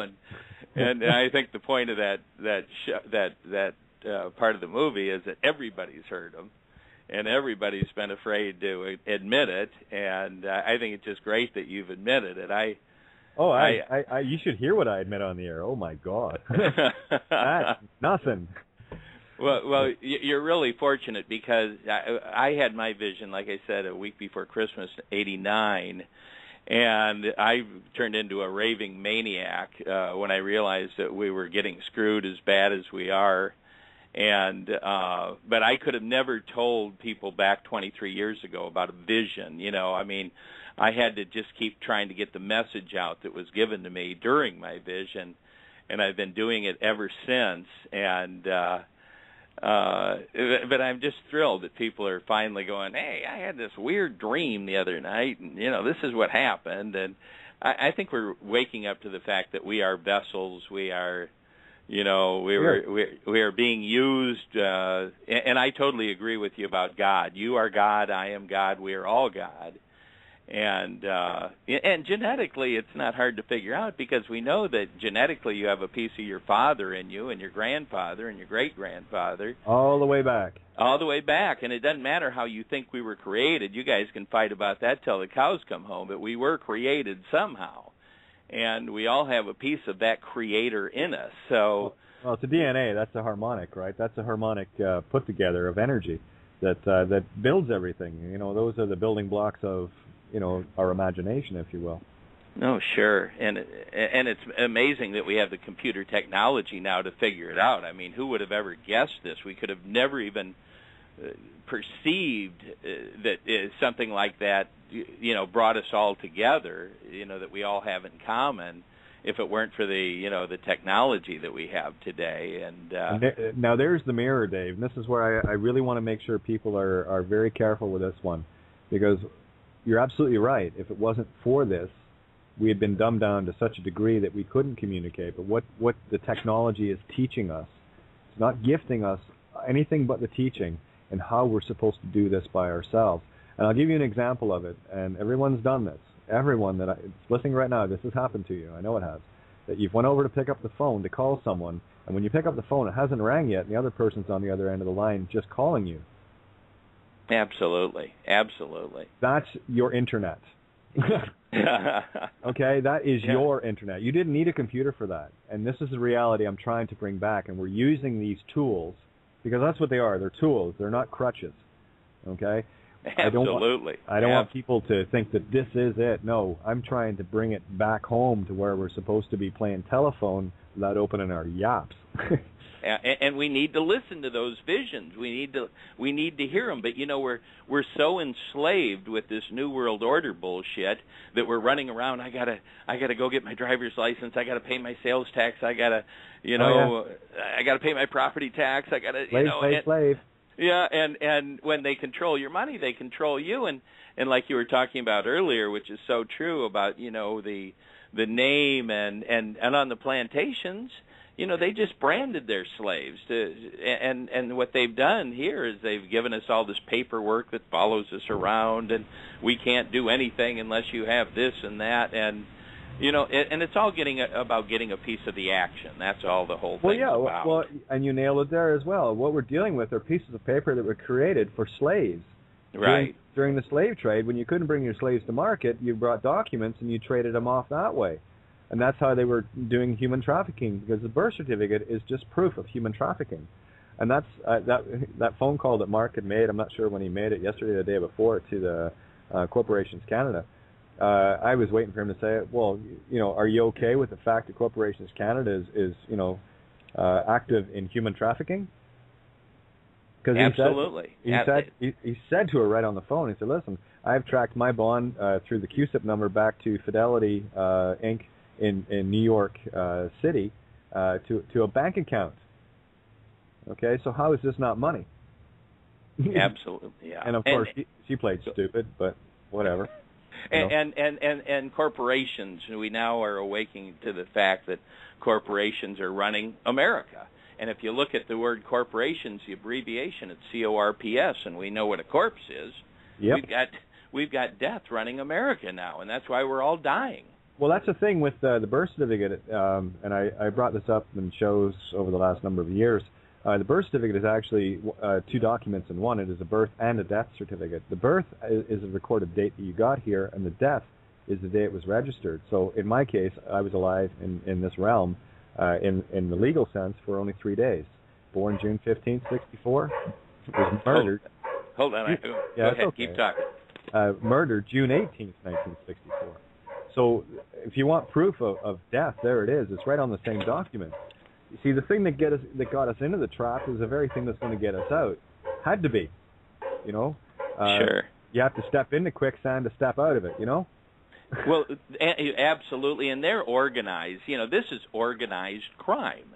Yeah. Organized crime was into making money off of drugs and gambling and prostitution and all this stuff, and that's exactly what the federal government is, and it's just a multi-level marketing pyramid scam is all it is, where we're sending our money to the top and we're waiting for it to come back. And let's look at Al Capone. Let's just do a nice example there. Let's talk about Prohibition, right?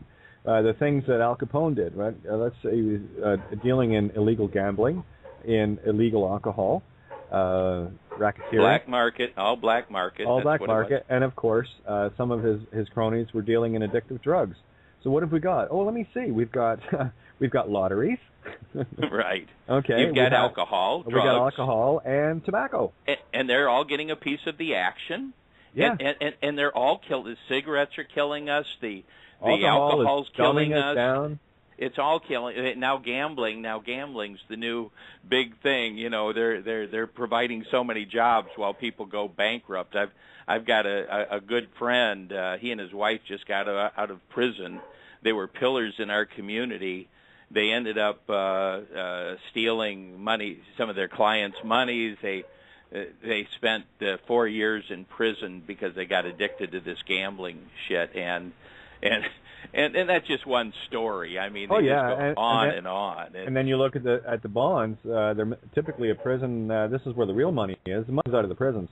The real money is there in that they're milking that bond for $1,000 a day. So you do the math. I'm sorry. Did you say the prisons? Oh yeah, that's where everything goes back to the prisons. The modern-day concentration camps. Yep. There's your modern-day China. There's your modern-day $1.25 an hour making refrigerators for your fellow Americans and Canadians. Okay. Right.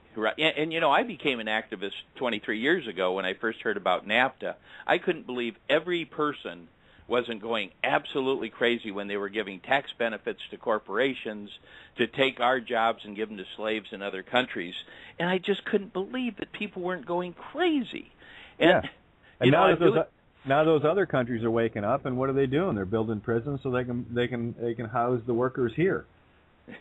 Yeah, the desperate people. Yeah, it's so much like the story of Robin Hood, and where they stole from everybody, and people had to resort to living out in the woods, and then they turned to crime, because they were getting rained on, and so they were criminals all of a sudden.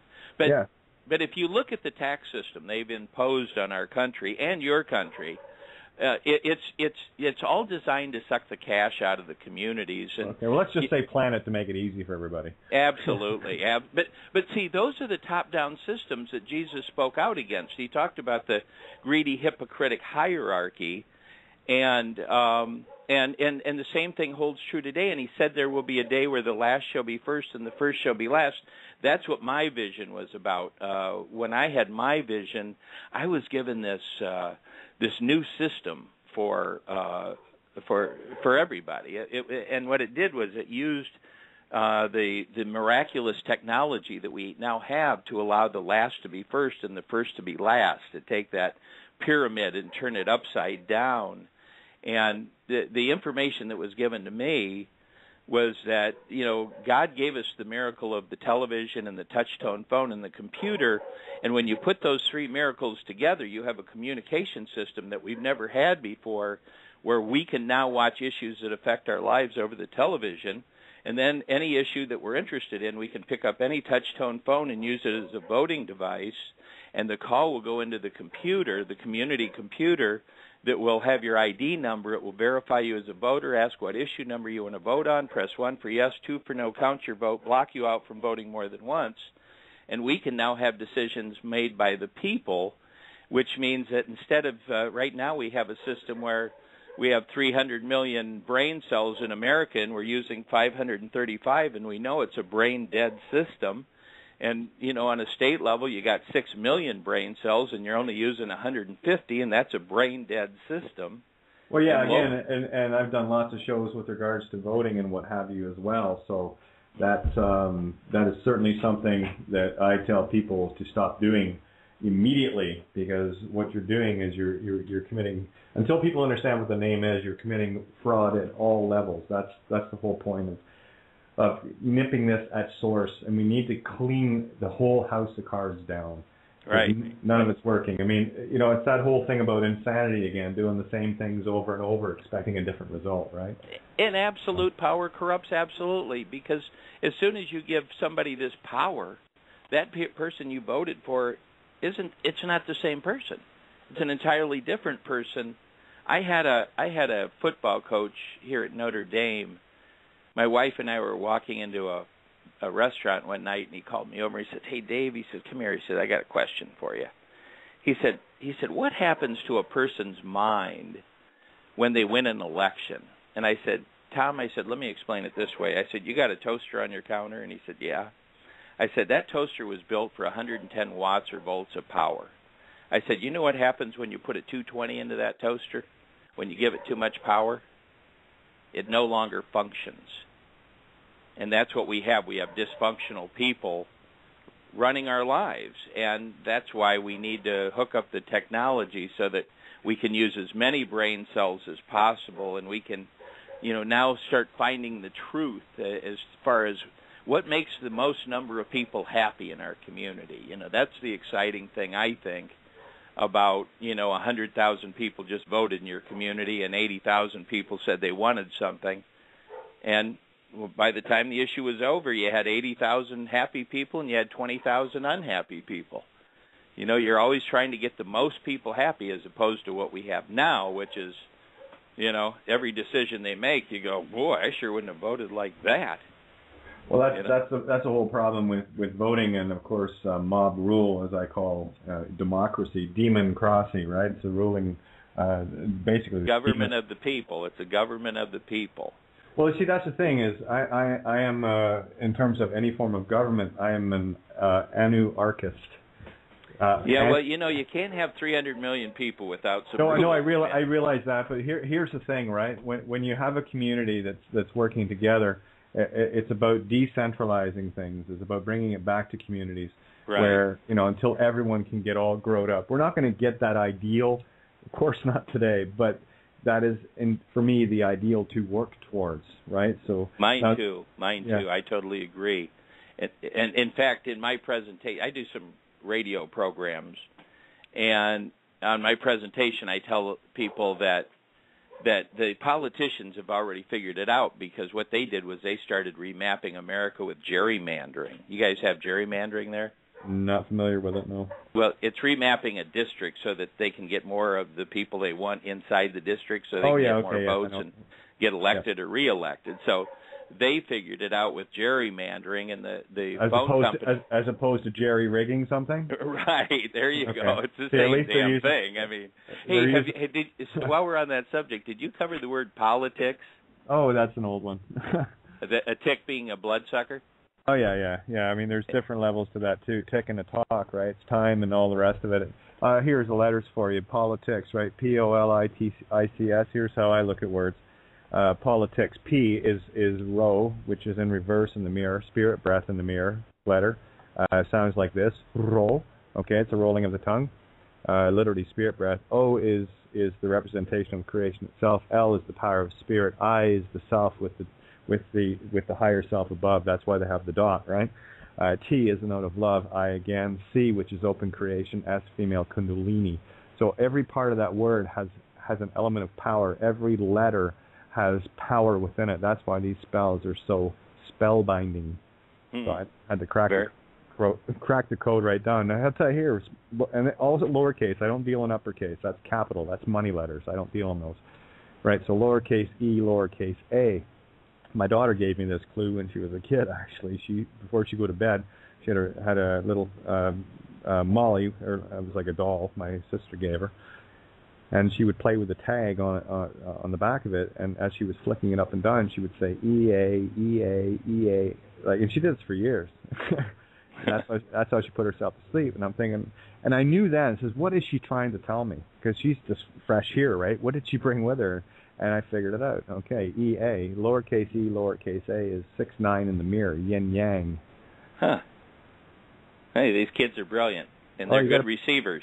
Oh, yeah, I paid attention to my girls. I really did, I was there to bring them here, and unfortunately I haven't really seen them in the last year, almost a year and a half now. So system came at me a little hard. I've got a long story, but a valuable one. So let's just say this information that I share with people came at a very, very expensive price, more than most would pay. Not to say that I was expecting to pay it, but I have. So there you go. It's very tough being I consider myself an activist. I think it's very tough being an activist. It's been hard on my family. I've lost a lot of friends. But when you believe in something, you get to the point where it doesn't matter if you like me or not. I think I've got some pretty good information here, and if you want to hear it, fine. If not, go screw yourself. Well, yeah. It's like, well, then you're like myself. I'm not here to win a popularity contest. I'm here to get some shit done. Well, but you're being used, and like I said, when I tuned into you, I was listening, and I'm like, God, that's me, like 23 years ago. I think it's just wonderful that you're doing what you're doing, and I now, were you like this at all before your vision? Oh yeah. I've been a pain in the ass my whole life. Yeah, I'm Irish. I was born in Belfast, right? Oh wow. Oh yeah. So no, well, go ahead. I'm sorry. No, that's fine. No, I was just going to say, let me just finish this vision part real quick. About you already understand the watch issues over what we want to do in every community is build a local issues television and radio channel to use it for something other than sex and violence, which its programming is to be now. We want to educate people in our communities so that we can all decide what kind of community we want together. So that's the goal, to build a local issues television and radio channel. But like I was saying, the politicians figured out that they had to remap America to get organized. The phone company remapped America with area codes. The Postal Service remapped America with zip codes. What we have to do is we have to remap America and the rest of the world. And now, through satellite and computer technology, the world can now look like a honeycomb. And if you look at God's creature that's most responsible for making the world beautiful, it's a honeybee, and he stores the fruits of its labor in a honeycomb. Every community will be a hexagon. The nucleus will be a local issues television and radio channel to send the information out, and a community computer to receive the information when people want to vote on the issues.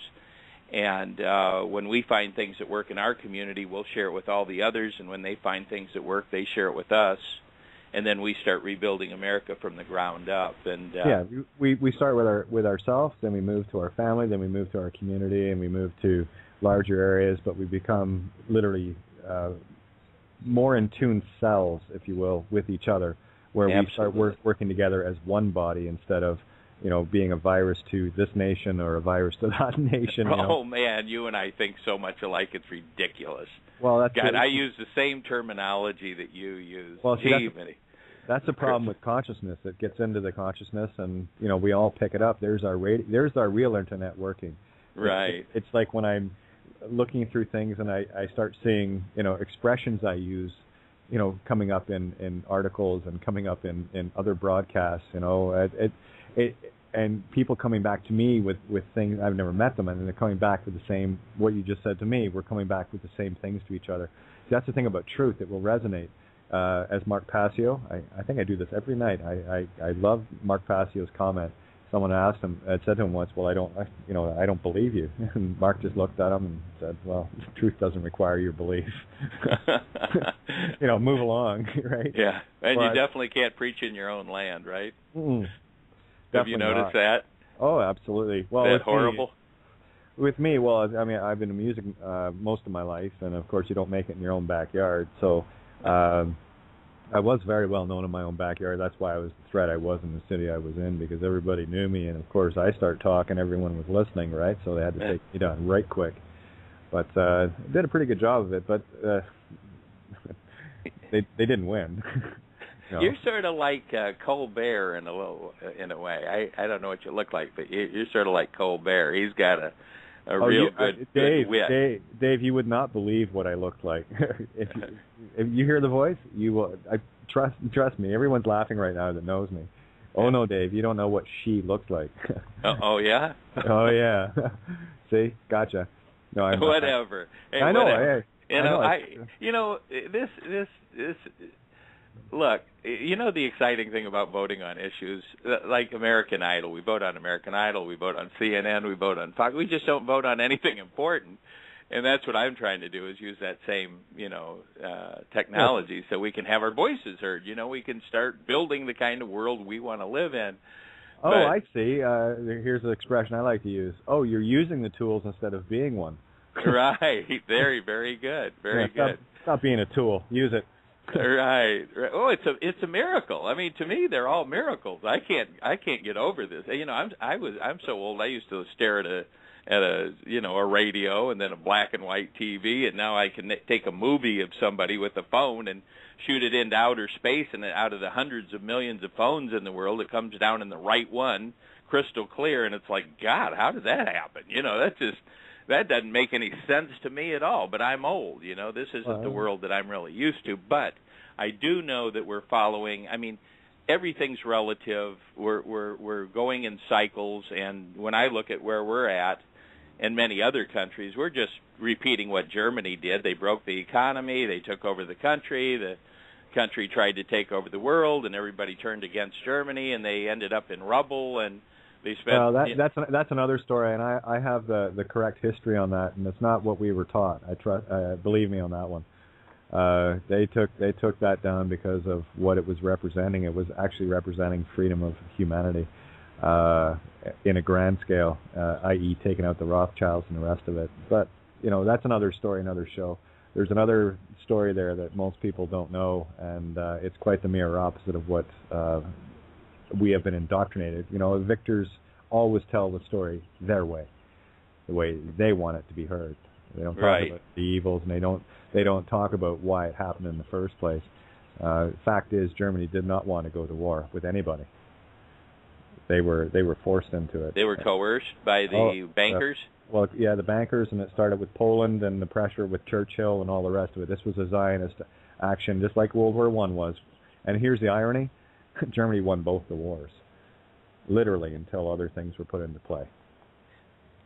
So, well, hey, all I know is that look, you know, you can't march around the world trying to take over country. You know, Rome tried it, Great Britain tried it. Well, that was the thing that certain leader Adolf wasn't his intention. He was just recouping what was taken away in the First World War. That was it.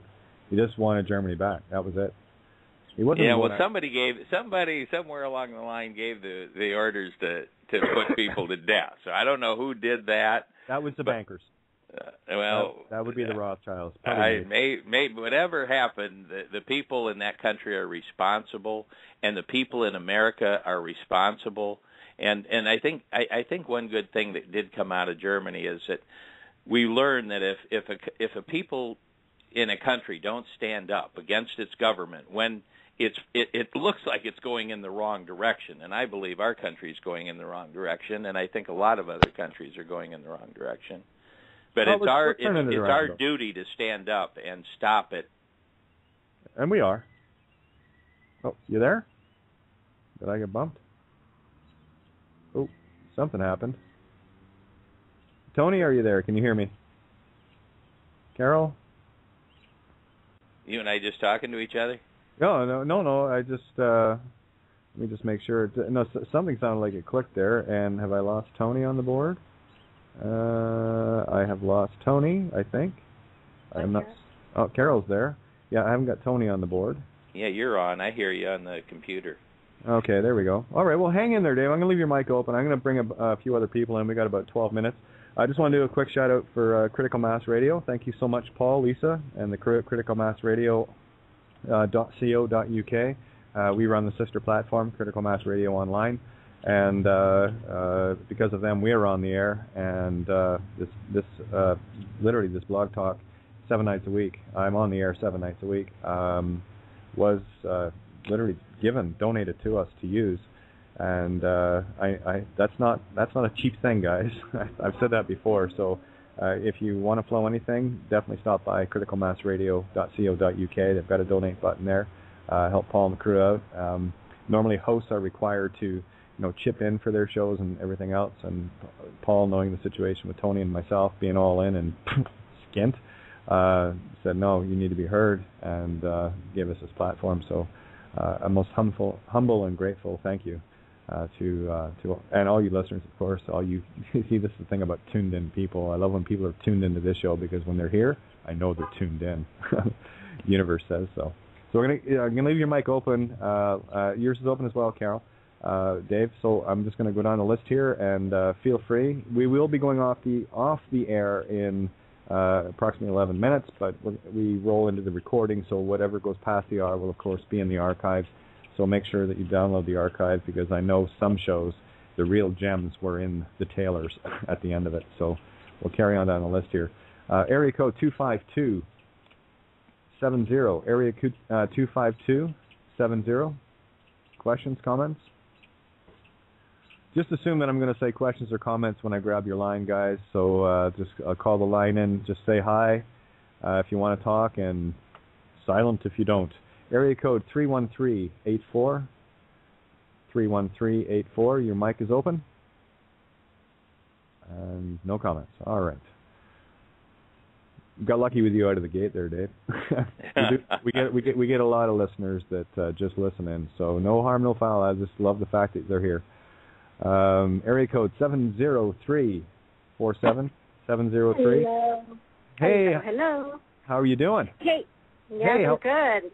This is Jenna. Yay. Hey. And hello, Dave, and Tony, if you're there, and Carol, Howdy. if she's there. Yeah, we make this a family affair. This is your radio show, not mine. I just push the button. On the board and off. We all go way back. So how's Jenna doing? Oh, good. Pretty good. I just got to say that I didn't really have anything in particular other than when we talk about official stories, such as whatever happened in Germany. I don't know what to believe anymore, but I just know that I don't believe any official stories, Yeah, there's actually a great documentary series of videos, the greatest story never told, Adolf Hitler. It's a 20 or 21 part series. It will give you the mirror of what happened, and you'd be quite stunned. And I said it many, many times that if Hitler had died in 1938, 39, he would have went down in history as one of the greatest leaders the 20th century the planet had ever known, taking a country from 1933 to 1938 from absolute oblivion and destruction into arguably one of the most powerful countries in the world, definitely the most productive. So a different side of the story, and that's one thing I do want to. If there's a point to be made here, it's everything that you thought you knew, that you were taught in school as far as history and what have you. Reboot, have a look at it again, but put it in the mirror this time, and you'll actually get closer to the truth. They hid everything, guys, everything. That's it. I think one thing we know for sure is that our countries are not working the way they're supposed to. No, they're all divided with borders. That's the problem, right? Everyone thinks that we're all different somehow, but I'll prove it. You get cut, you're bleeding red. You fall down, go boom, you go ow. I think it's the political system that keeps everybody in these groups. Yeah, and you can understand it because they at election time they go out and they talk to the black people and they tell the black people what the black people need to hear. They tell the Hispanics, they tell the women, they tell the Jews, they tell the Christians, they tell everybody what they need to hear so that we will voluntarily march down there like little sheeple and go into the curtain and give them our power, and we're hiring them. It's the word vote, by the way, has a silent L. They don't put it in there. It's volt. What you're doing is when you're volting, you're putting your energy into the electricity. Right. Okay. So, and actually, it's an election. What you're doing is you're shunning your own electrical power. You're giving it away. And the minute you vote, you are powerless. That's why I retained all of my power within me. That's what the anarchy is. Anu archy. Anu of the heart. Anu is heart, by the way. That's your center of your universe, your heart. And arc, of course, that's the electrical. Everything in this universe is arced. That's the Ark of the Covenant, right? There are no straight lines in this universe, guys. We are traveling through this universe in an arc, right? And the key, of course, Chinese means life, CHI, right? Which is also chi or chi-ro, ki-ro, Cairo. It all goes back. Everything works together. And that's the key, of course. You turn the key, right? So, and of course, turn the key, which means stop the bleeding, tourniquet, right? So we stop the bleeding. We don't need any other government to control government to control mind than ourselves. We need to take responsibility for ourselves. And there are going to be those that step out first, no question, without a doubt. And that's what you're talking about, Dave. When you get, you sort yourself out, you sort your family out, you sort your community out, then you start getting together. That is a collective that works best for all. There is no voting required. There isn't. Right. When people are moving together on a common goal, and they see the vision and they see the beautiful things coming out of it, you don't need to vote on it because everyone puts their energy behind it. And what they've done to us is they've separated us, they divided us and conquered us, turned us into a corporate whores in this whore of Babylon commerce with the mark of the beast called the name that owns your divine feminine essence. So time to claim that all back and say, I've had enough. Thank you very much. Screw off. I like it. Which I might add, Kate, that they've really pushed us too far, and that's why so many people are waking up. I mean, that's what happened to me a couple of years ago. I was working so hard, and every single dollar, every single penny that I made was going right out the door to pay the pipers, to pay everybody else.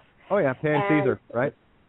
Yeah, and after I got laid off, which was the best thing that ever happened to me, I took a deep breath and went, why am I doing this? What's the purpose? I have nothing to show for it. you know, and I think that's happening to a lot of people. They're going, wait a minute, this is slavery. Well, Jenna, here, in a nutshell, money is simply an idea backed by confidence, yes? Confident that you can take that $10 bill and go, you know, somebody gives you and you can take it somewhere else and get something with it, yeah? Sure, right. So money, this paper bullshit, is all backed by the fact that we believe it's worth something. It's an idea backed by confidence. What is the birth certificate? I'm going to show you how to remove the spiritual energy from it. If an investor knew that there was no more power in that bond, how much would they pay for it? Right. That's what I'm talking about. This is about making them worthless. And the only way we can do that is to claim back the divine feminine. Once you take the power of it back, knowing that there will never be another ounce of production from it, and it's actually been everything stolen from it was in fraud anyway. That not only turns the tables in nullifying it, but it also makes those that did it accountable in the spiritual realms. And that's what I'm after. I don't play this physical game. This is for, you know, this is a playground, okay? I'd rather, you know, work in the head office, so to speak, you know. So, but I just want to get that out there as far as when you withdraw the power of the name, when you finally get it. Like, hopefully, I was pretty clear again, or at least tonight, because I know I've had a hard time trying to explain this. But when people get the idea that the name is not theirs, it never was, never will be, and if they insist on using it, they are actually in contempt of court. They are committing fraud. Using something, you're writing checks on somebody else's account. That's not a good thing in any court. I'm sorry, you know, common law or otherwise, right? I'm not going to write checks on your account, Dave, because you'll probably get pissed off at me. And that's they won't pass anyway. I mean, you know what I mean. Right. And the thing is, that's what we're doing every time we're using money, which is actually made off of these bonds. So the money, you know what I talk about? Skin me. You know, the game of skins, right? What are they going for? Skins is money, right? And they mean it literally. Money is cannibalizing your fellow man because that money was created off the bonds of your fellow man. So the very use of money at all is cannibalism. They've got us eating each other. Yeah. Mm-hmm. Well, they've stolen so much from us that we're all so desperate that it's. We did it to ourselves, David. This is the point. And only we can get ourselves out of this. That's right. I totally agree with what you're saying. I mean, I think we're all looking for somebody else to do it for us.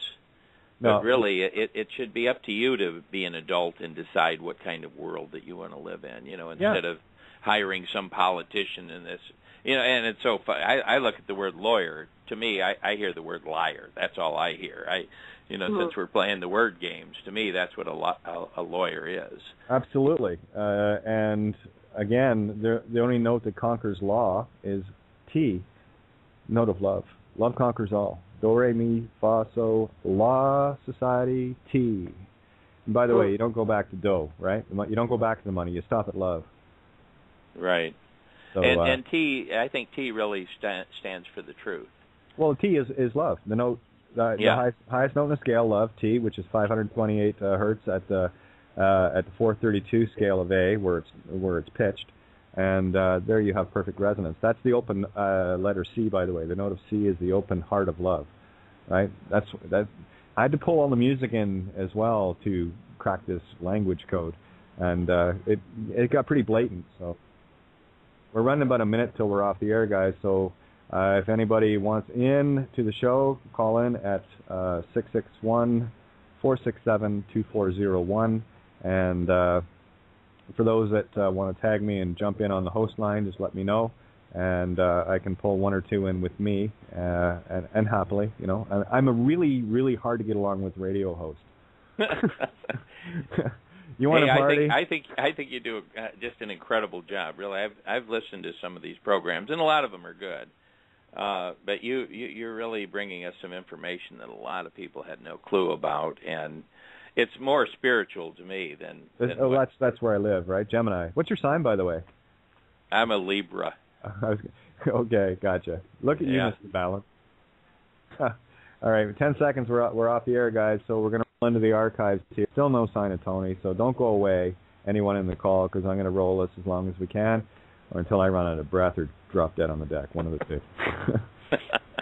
I'm dying to find out what he's got. What's that? I'm dying to find out what Tony's got. Well, here, there we go, and I'm still not seeing him on the board. Waiting for him. He hasn't tagged me. He must have got knocked right offline, so that happens to us fairly regularly. So I just want to say thank you to Dave. I feel that this fellow is one of us personified too. So I'd like to hear more from him eventually. Thank you, Dave. Oh, yes. Thank you. It's really great to be on with you guys, man. It's really refreshing to be able to say that, just say how you feel. Yeah, to know that you were right all along.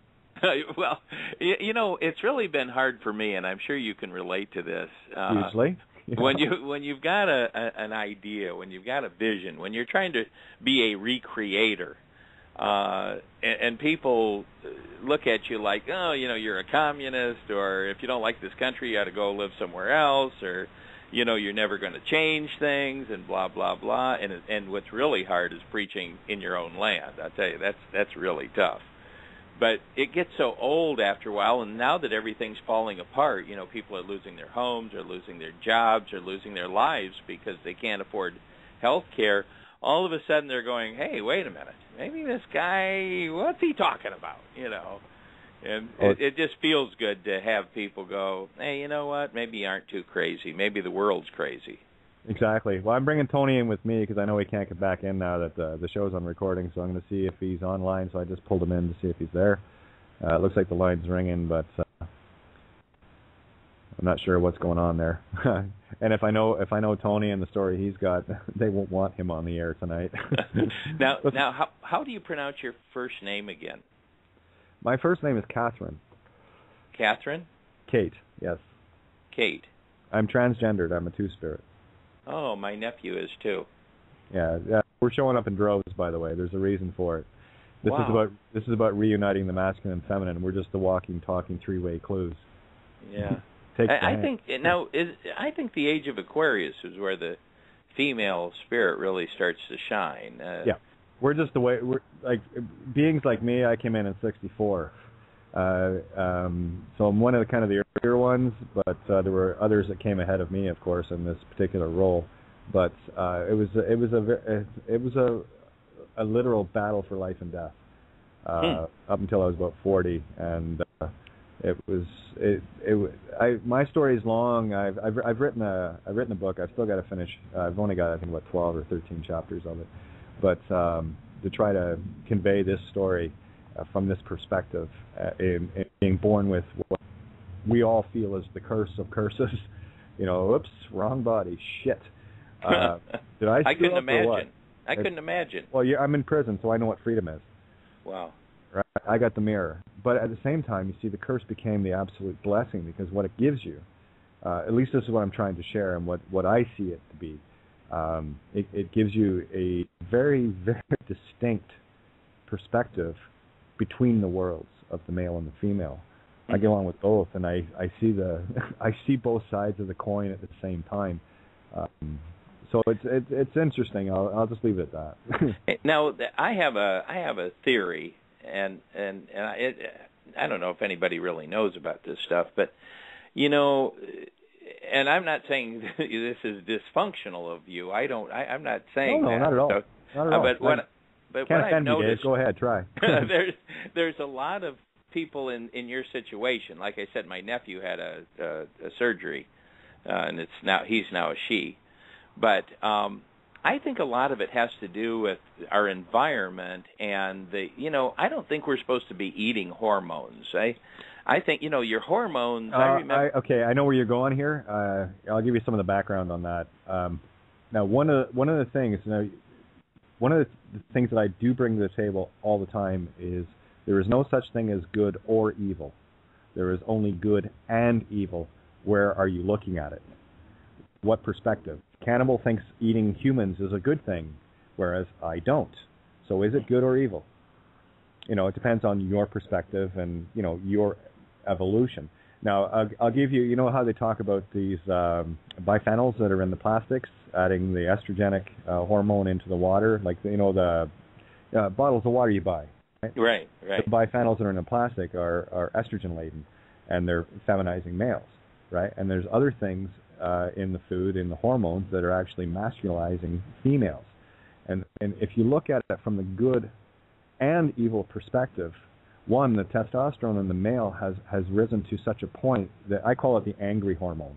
Right. It has risen to such a point, to such a level of violence that it needed to be tamed. So I can look at things like that, whether they are intended or otherwise, for good and or evil, is irrelevant to me. So I look at the blessing of it, in that it's going to be advantageous to the jarheads to mellow out a little bit with getting estrogen in their body that isn't naturally being produced, right? So there's at least that way to look at it. And of course, then you have you go to the other extreme of the uber feminine, where there is no real intention, and I know a lot of my girlfriends that I know that not necessarily fit in that mold, but there are some, and we all know them. They're just like way over the top, you know, and then they're out of balance with the testosterone. So again, it's trying to get things back into balance. And we are both. This is the whole point. We are masculine intention, feminine creative. You can't have creation with intention without both aspects. And this is all that's happening is we are actually supposed the Elohim are androgynous, right? We are meant to be androgynous. We are meant to be both, because what's happened is, in the feminine side, we've went out of whack with creation, going crazy, and on the other side of the masculine intention, we've went out of whack there too, and here we are slaughtering each other, right? Right. Just trying to bring those pendulums back into more. And look at who we're using to do that. We take 17, 18, 19-year-old kids whose hormones are raging. Yep, that's why they do it. Yeah. Let's use them, because that's they're one big ball of hormone, and that's what controls our lives. And yep. And ingesting hormones, I mean, that's why we really have to take control of the world that we live in. These, obviously, these corporations are laughing all the way to the bank at our expense, and we really have to have a voice, and that's what my vision was about. My goal is to give everyone a voice. Not everybody's going to vote on every issue. Specialization will happen, because in your community, out of 250,000 people, you might have 25,000 people that start working to make the education system really work. And right. You might have 25,000 people that have a better tax system, and 25,000 people that start working on a better health care system for your community. And all of a sudden, things start working, positive things instead of these. Yeah, as soon as we take the ego out of it. And this is, you can look at the medical profession. You got guys walking around, doctors playing the role of God, and all they know how to do is push pharmaceuticals, and they're the ones that train them. They're the ones that built the schools. Right. Right. I mean, this is a system, and I mean cyst, in the most literal sense. And it's gone wild. The system's gone wild. The Whore of Babylon is crazy. Now, wasn't it the Tower of Babel that fell over? Allegorically, metaphorically, yes. They took it down. Yeah. I mean, what it was, that they tried to build to the heavens or whatever. And that was representation of Jacob's ladder. Kundalini again. These are all metaphorical examples of things, right? Again, of course, that was our fall from grace. We lost our ability to climb Jacob's ladder, and when we started rediscovering it, those that didn't want us to rediscover it ended up crashing our tower and made us babbling fools. Get it? And that's what's going on. That's what's going on in our country and everywhere. All the countries, everywhere. They're falling over. I mean, look at the people falling out of the top of the tower. You have Lance Armstrongs, you have the politicians, you have the lawyers and the money people going to prison, and it's going to get a lot more very, very soon. The people have had enough. And again, if this particular thing had happened, 30, 40 years ago, what we're dealing with right now, there would already be revolution in the streets. And I'm very, very proud of everyone for standing in the thought process versus going and getting their guns and going, rah, let's kill everybody, because that's exactly what the elites want everyone to do, and we're not doing it. Absolutely.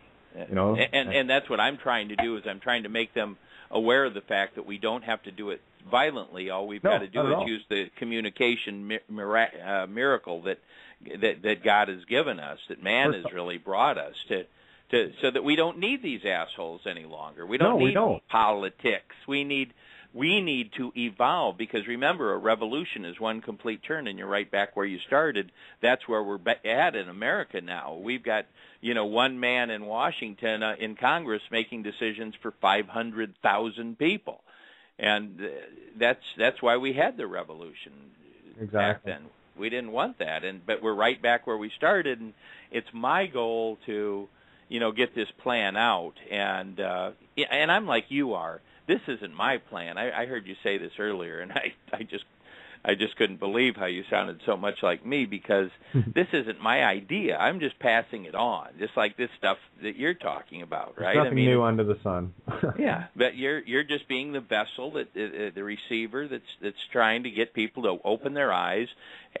Moses had to get people to wake up and realize that, hey, if we all stand up together and we move out of this thing together, we can make it. But if one person tries to do it, they'll kill him, or 5 people. But if we all stand up together, we can do this. And that was his plan, and that's my plan. If we all stand up together with just one idea, and the idea is that we've got technology today that we've never had before. All we've got to do is put it in every community and let the people start finding solutions. I mean, after all we are is problem solvers, aren't we? Well, yeah, again, it goes right back to solving self and then moving on from there. Just to let everyone know, I'm trying to bring Tony in. They hammered at him pretty hardcore. I guess they didn't like what he put up on Sync. Oh, well. Don't worry. You'll want to go to Syncrenicity.com, I assure you. That's our home base. And I'm going to keep you guys open here, and I want to bring a few more people in to see who else wants to jump in here. Join the fray. Jenna, your line's still open, so I'm just going to leave everyone's line open. Don't be shy. 2 cents worth. Everyone has one, so here we go. Area code 317-42. 317-42. Questions, comments? No? Okay. Area code 505. Yes, you. 50592. First 2 numbers. Your mic is open. Questions or comments? Don't they have to push 1? No, see. They say that, and there's nowhere on this board that anything lights up to say, "Yo, Kate, someone's wanting your attention." Oh, okay. I don't know what it is. Oh, maybe. Hang on. Let me just see something. Could be. Let me try this one. I think I might have just figured something out here. Okay. Thank you, listeners. Area code 937-75. If I can get your mic open here. Hey. There we go. Hey, it's Ben. How are you? Hi, sorry to bother you. No, just kidding. Yeah, whatever, Vince. Go ahead, knock yourself out. You know what, guys? I just figured it out, and I know who wants in the call now, because what happens is this really cool little question mark comes up that I didn't know what was before. So that must be hey, someone has a question. Anyway, go ahead, Vincent. What's on your mind, my friend? All right, I'll make it quick. My wife, who, I don't know if you remember me telling you or not, she's kind of, she doesn't want to hear any of this. Yep. I try to talk to her about different things and yada, yada. Anyway, last night we were alone around 2 o'clock in the morning, and we started talking about, and it's funny because the lady who called in was talking about she was laid off, and that's kind of what happened to me. I was laid off in January.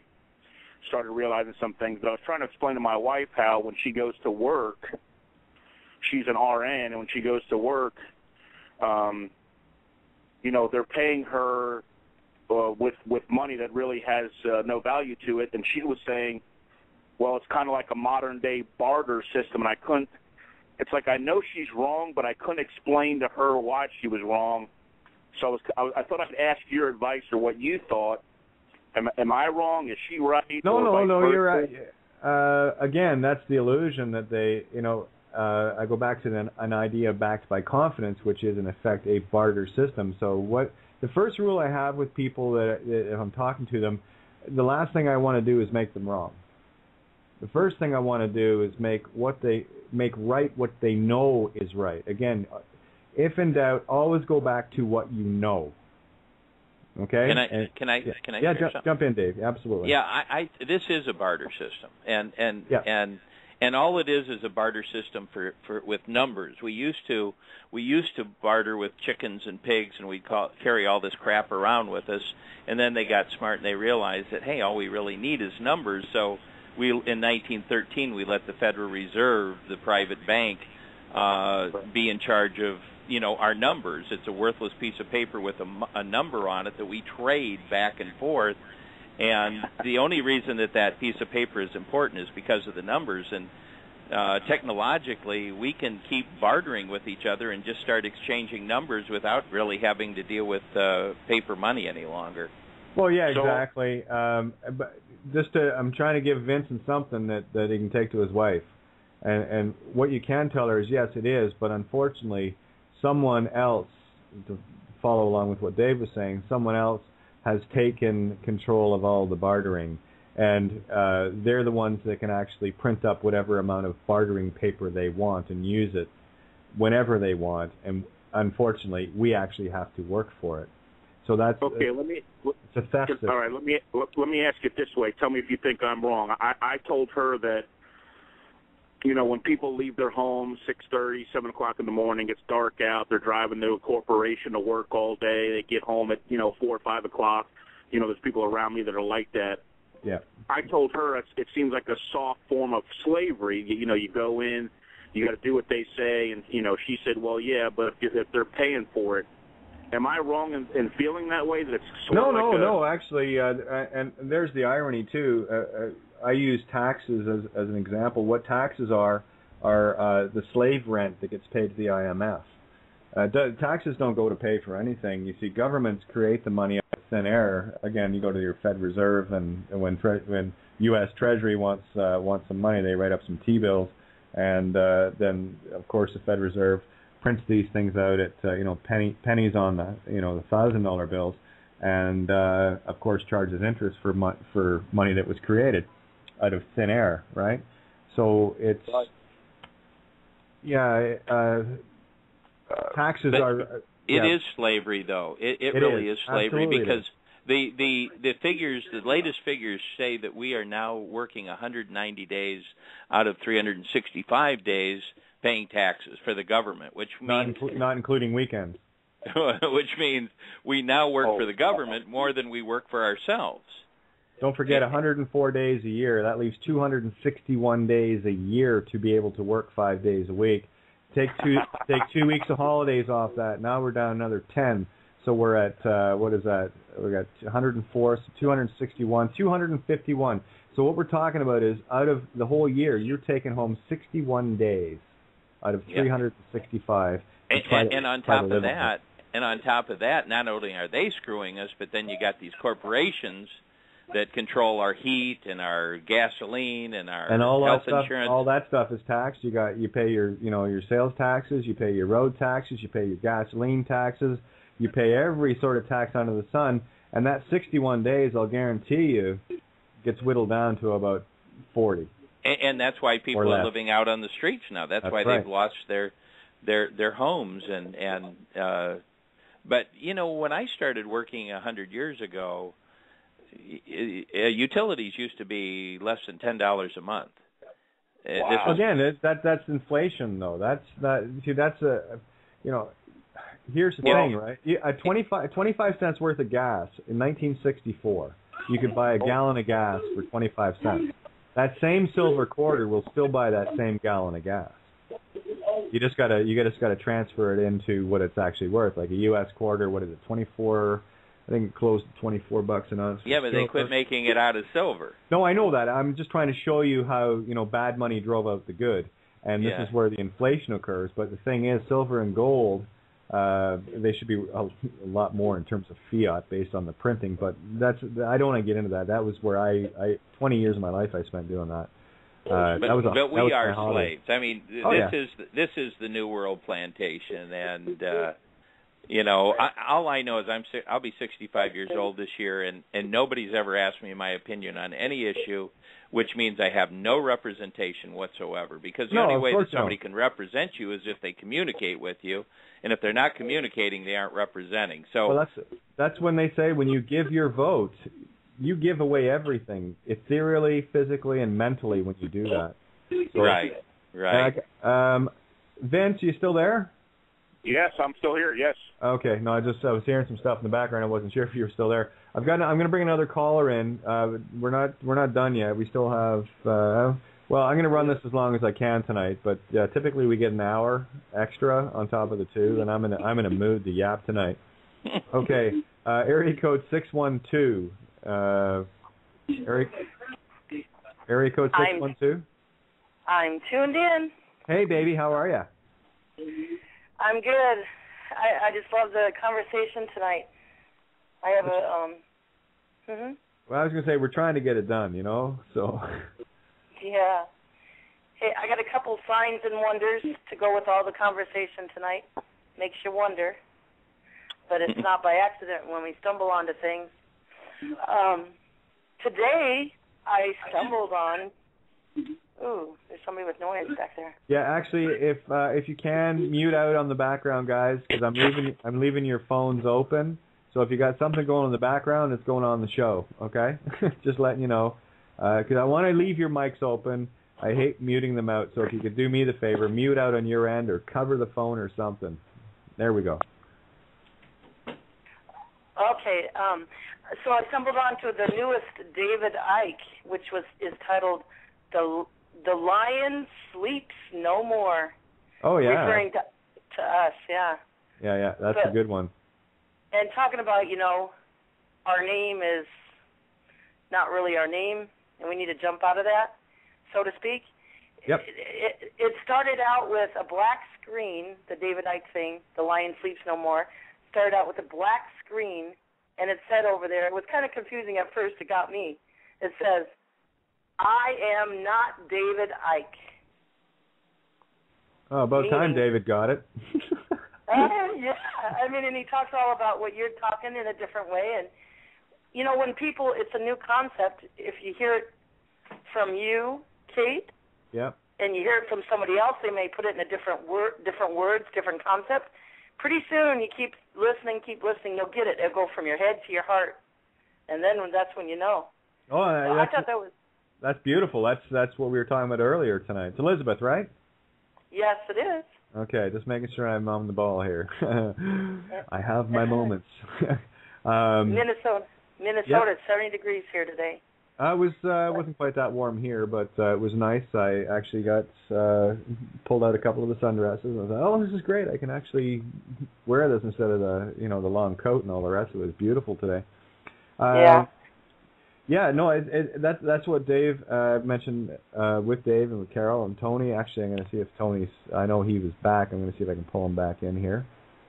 He's tagged me 9 times. Yeah, here. just real quick. What we're trying to get rid of, guys, this is how I put it in a nutshell, is get rid of our stinking thinking. Because really, when you think and you imagine and you intend and you desire, it depends on what you do in all those areas, and that's what you get. Well, that's it. I mean, and this is why I'm insisting, really, not in before a word means not insisting. I'm insisting, people, that you focus on what you want to create, not the illusion that they're pouring out around you, this Boston bullshit and all the rest of it. Right. Lose that. That's their creation. Yeah. I got a better picture. And we are the recreators. That's who we are. Absolutely. You know, I mean, everything that you see that's man-made has been just recreated. Somebody had a vision, and they recreated it, and that's what we're supposed to be doing. But we're supposed to be, finding our purpose, what we're supposed to create, as opposed to, being part of the one world plantation here. And, I got to pay my NIPSCO or my gas bill, and I got to pay my electric bill, and I got to pay my insurance bill, and we're just slaves to this stuff. It's crazy. I venture to say we are doing that. For instance, Kate's show spurs us and motivates us to create the new paradigm. It's a new paradigm, a new way of doing, a new way of thinking, a new way of walking, a new way. We've had enough of the old. Yeah. Let's have a new thing. A new thing is good. A new thing is happy and joyous and fun and adventure. Yeah, I see a beautiful beach and I don't see any wars. How's that? Sounds good to me. That's good. I just want to say one more thing and then I'm done. The dreaming dream that you guys want to go to Divine Cosmos. David, or not David. David Wilcock. Yeah, he had a dream. It was just posted today. And the dream he interpreted as, let me give you the title. I haven't read it all, but it's a good sign and a wonder. The storm of disclosure is about to hit. Woohoo! Oh, absolutely. Hey, did you hear the show where it only takes a second to tell this. This was a dream I had about 2 months ago. It was beautiful. And okay. I get lucid dreams, but I had one the other day. It was really cool. But this one was magnificent. I was standing on a wooded hill, like a low-lying city towards an ocean shore, looking out across it, and I was standing. There's a bunch of trees around. Then I turned to look to the water, and there was this monstrous, and I'm talking, I can't even give you a scale. Think Empire State Building, and it made it look like a grain of sand.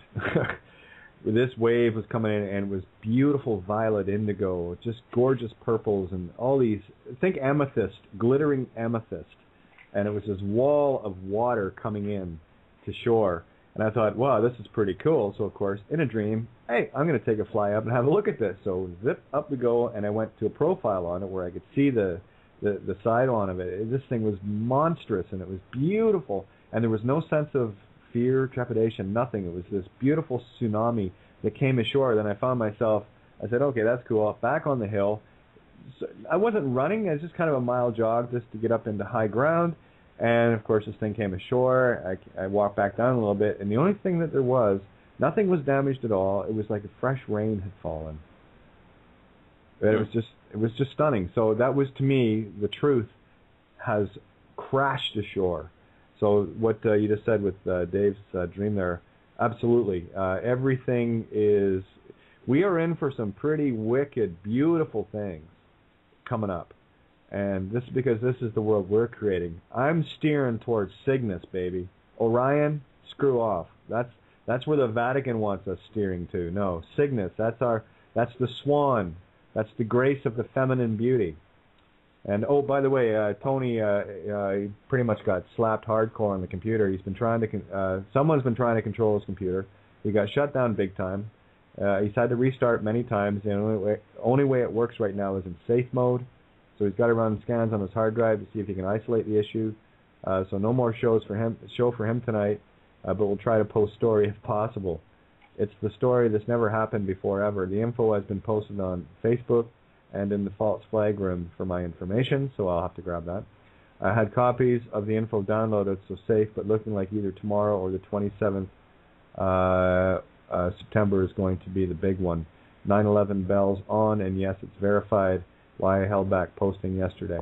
Okay, so that being said, I guess you're going to be tuning in tomorrow night. Speaking of swans, we have Swan going to be joining us tomorrow night, Swan Montague, and she's released a new book, and we got lots to talk about. You definitely don't want to miss tomorrow night's show, without question. You want spirituality on the uber levels. Love hanging out. My Skype name, by the way, is Cygnus.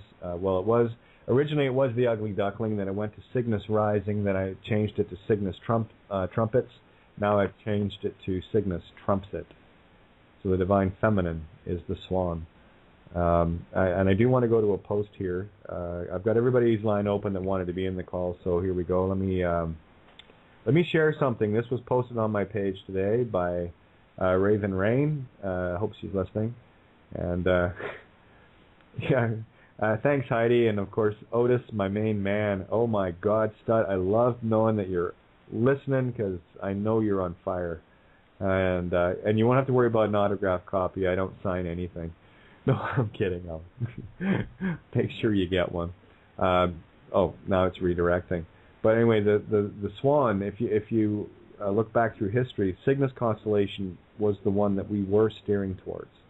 We got shifted off course towards Orion. If you look at Orion Nebula, look at Danny Wilton's work. He does it in great detail as far as the paintings in the Vatican and all the churches all throughout the world, all geared to the Orion Nebula and what's there, which is the controlling aspect.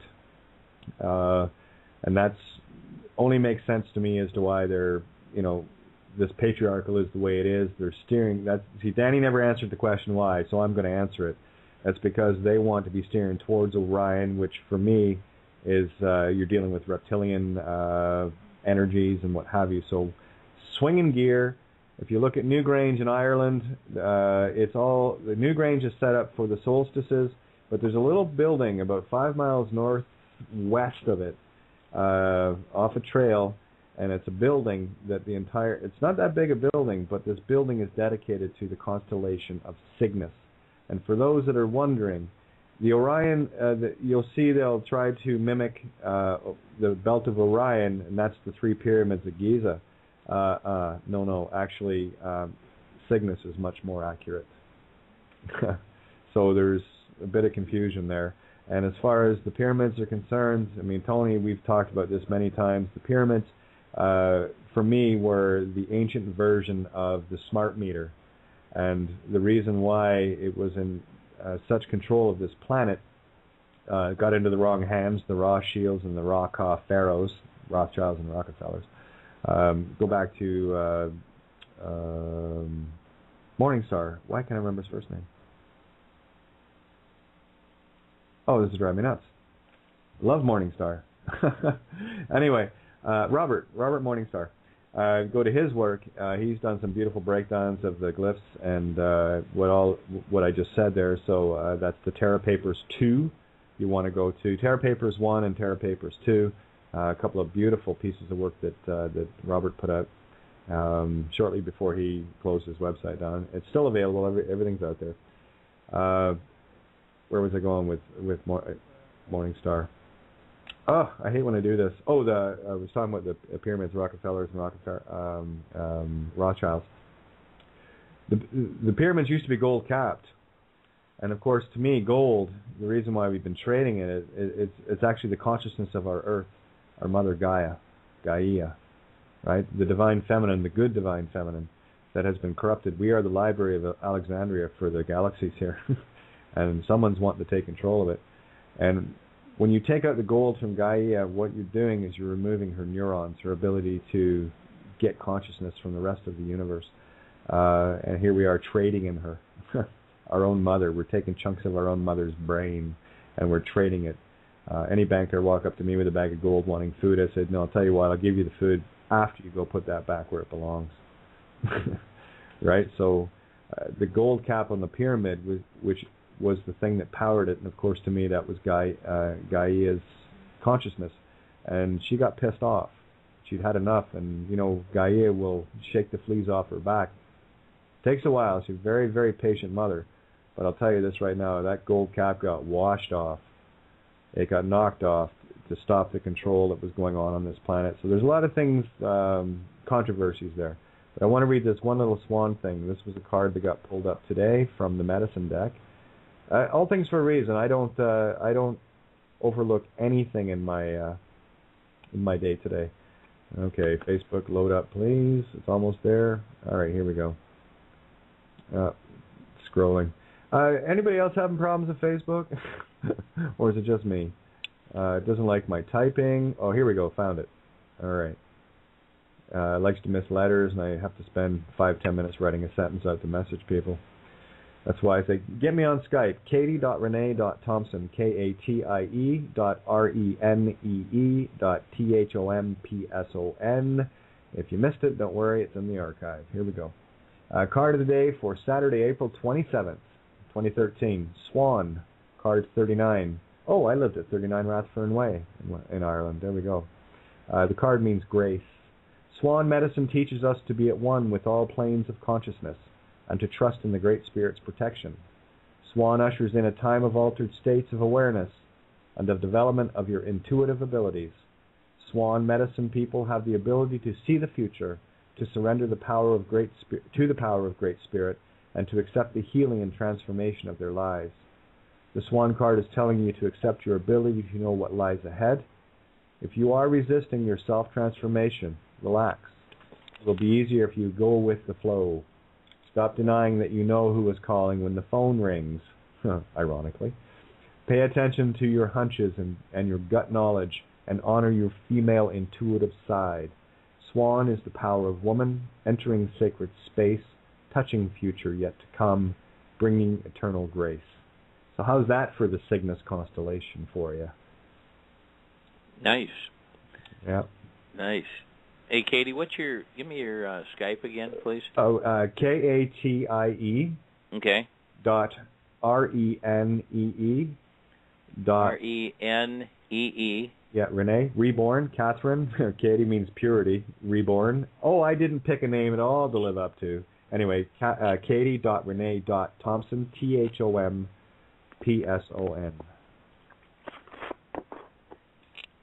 I gotcha. That's it? That's it. And the dots are periods, full stop, which is separation of church and state from me. So there. And this document I'm working on, the unclean hands one, will hopefully lay it out in no uncertain terms, because it'll be my intent, no other definitions or alterations allowed. Look at that, alter, alterations. Yeah, put you on the altar indeed, right? Don't alter that document. That's what happens when you alter it. Anyway, so I'm going to shut up for a second and let you guys go. Cygnus, is that you? Cygnus and... Yeah, Cygnus trumps it, yeah. Gotcha, okay. It's just a coincidence, eh? Well, my aunt's name is Rainey, by the way. Oh, nice. Yeah. That's awesome. So, Jenna, are you still on the call? Hello? Jenna? I am. I was muted out. I'm here. Oh, there you go. And we still have Vincent, and we still have Elizabeth. Or do we? Did we lose Elizabeth? Can you hear me? Yeah, I can hear you. And, of course, and Carol. Okay. So, talk amongst... I'm outside. It's beautiful out here. Isn't it nice out, eh? I had to come back in to charge up my computer. Yeah, it's beautiful out. Yeah, so there you go. Carol, are you still on the call? Yes, I are. There you are. There you go. Anyway, yeah. What do you guys want to... We got about 20 minutes. What do you guys want to finish off on? Don't you hate that when a radio host throws it at you? That radio host is a chicken shit. She don't want to talk anymore. No, that's good. I talk too much. Oh man, 7 nights a week, guys. And oh, by the way, Dave, do you do a radio show at all? I've been on as a guest for quite a few radio shows, but I don't do my own. I used to 23 years ago for 2 years. It was called Stand Up America. Yeah, you got a great radio voice, is what I'm saying. So. And I've got a great radio face too. Me too. Oh, here, if you sent me a Skype contact request, which you did, here, you're going to see what I look like. I'm looking. Wait, here we go. There you go. Is that a head fuck or what? Yeah, that's that's me. Well, you're a beautiful person. Thank you. Yeah, it's I look a lot different now than I used to, that's for sure. So, mind over matter, baby. I don't mind, and it don't matter. Well, you know what? You know, this is how shallow the world is that we live in. What they've got us doing is judging people.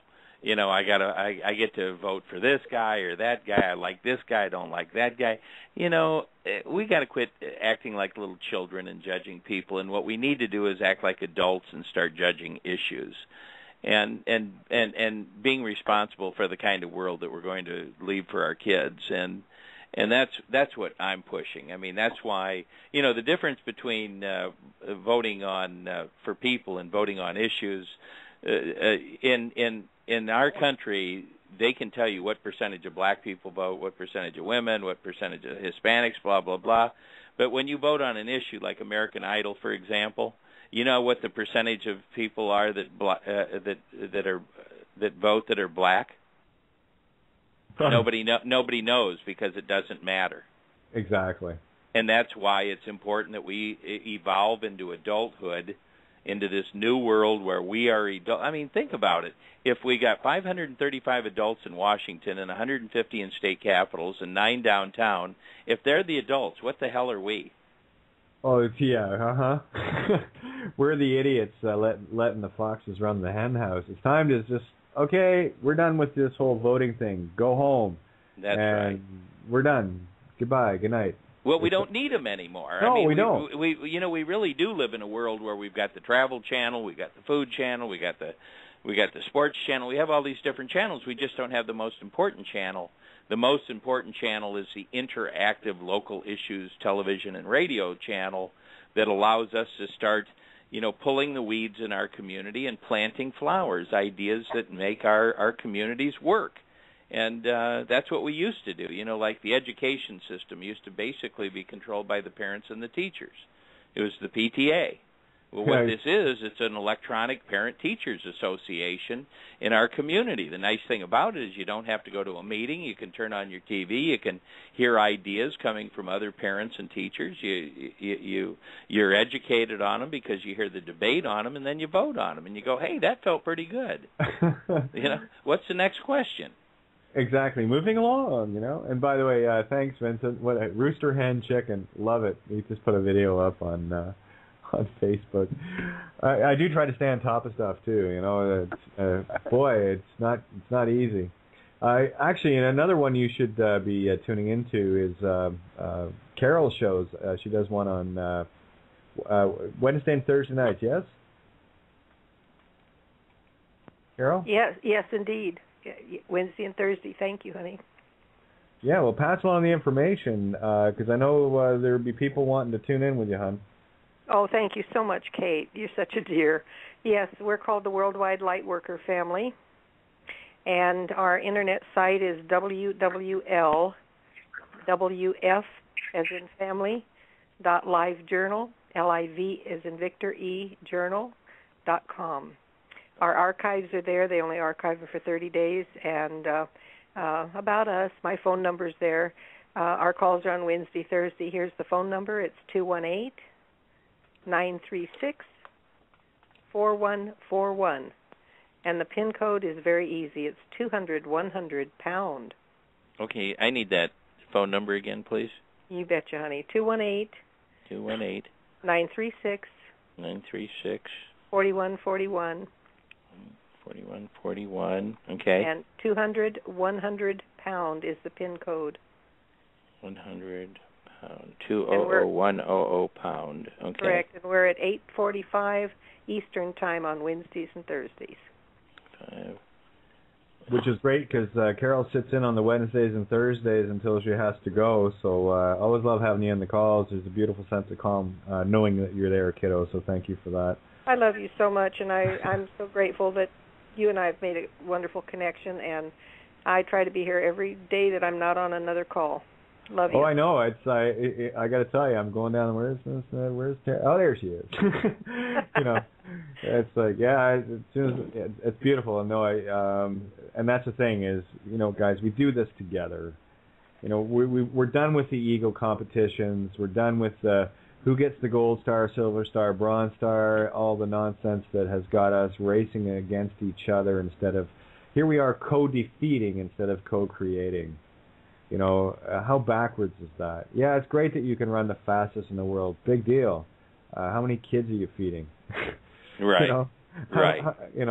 What part of your community are you being upstanding? Yes, great. Be entertainment. Be that and the other. But there's got to be more to life than dedicating it to one single sport that hopefully you get an endorsement. It's all about greed. It's all about selling people into the competition that if you get a gold medal, you'll get a blah, blah, blah endorsement, and what ends up happening with a lot of these people, they end up getting fired because of some stupid thing that they do, and, it's just sad. I mean, we got to stop doing this. Let's stop co-defeating. Let's start co-creating. And that's what we're trying to do here is, being the fact that we're all brain cells, the goal by using this technology is to start to interconnect the brain cells, because if the brain cells aren't interconnected, you're not going to hear the story, you're not going to hear the song, you're not going to see the picture.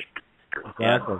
And we're all divided like you were talking about, Kate, and, that's the goal. It's divide and conquer, but all of a sudden we've got this miraculous technology. I mean, it's uniting 10 years us all. ago, Yep. 10 years ago, we couldn't have been talking like this. I mean, you'd have to wait for, to get a break maybe on CBS or NBC or ABC, and they aren't going to cover anything that's really going to be beneficial to the community, because they're being fed by the politicians. That's where all the campaign finance money ends up, in the media. Well, it all goes back into their own pockets to line their own pockets. Right. Here we are with 7 billion neurons on Gaia. Okay, 7 billion neurons that for the longest time were divided and conquered, and we're getting pushed around here, pushed around there, for whatever reason.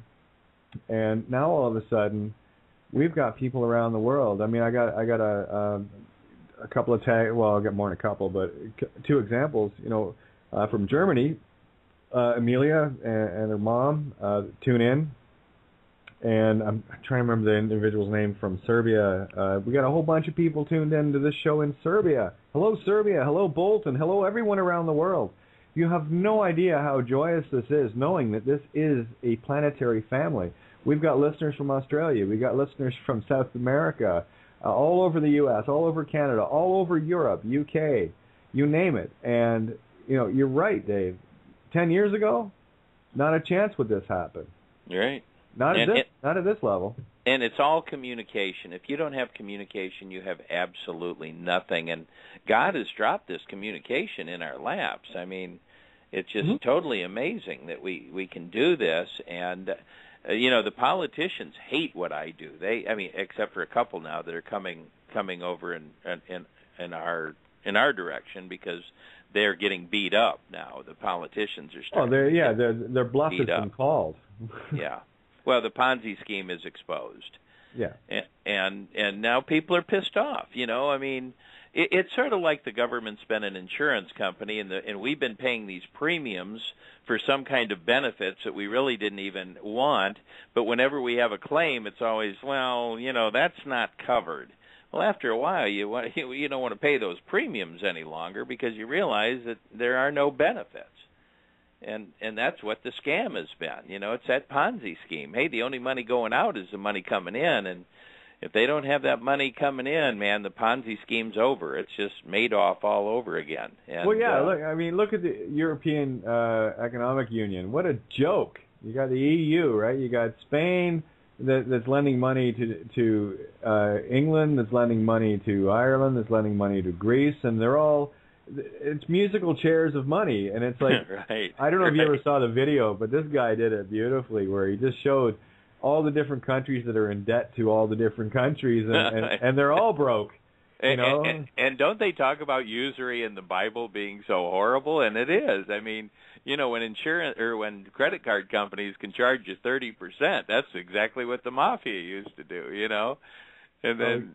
It's all designed to screw the people, and these aren't laws that we live with. These are landmines, and I think we really have to get back to the 10 Commandments. To me, those are the 10 best laws I've ever heard, and something you said earlier, Kate, that I really agree with. There's only one God, and it's you. You got it. It's not Obama, and it's not George Bush, and it's not whoever. It's you. And once people start really realizing that that's what that commandment was trying to tell us, don't believe in these guys. Believe in you. You know? That's so true. I mean, there's no one coming. I say this probably every show. There is no one coming to save you. Right. You are it.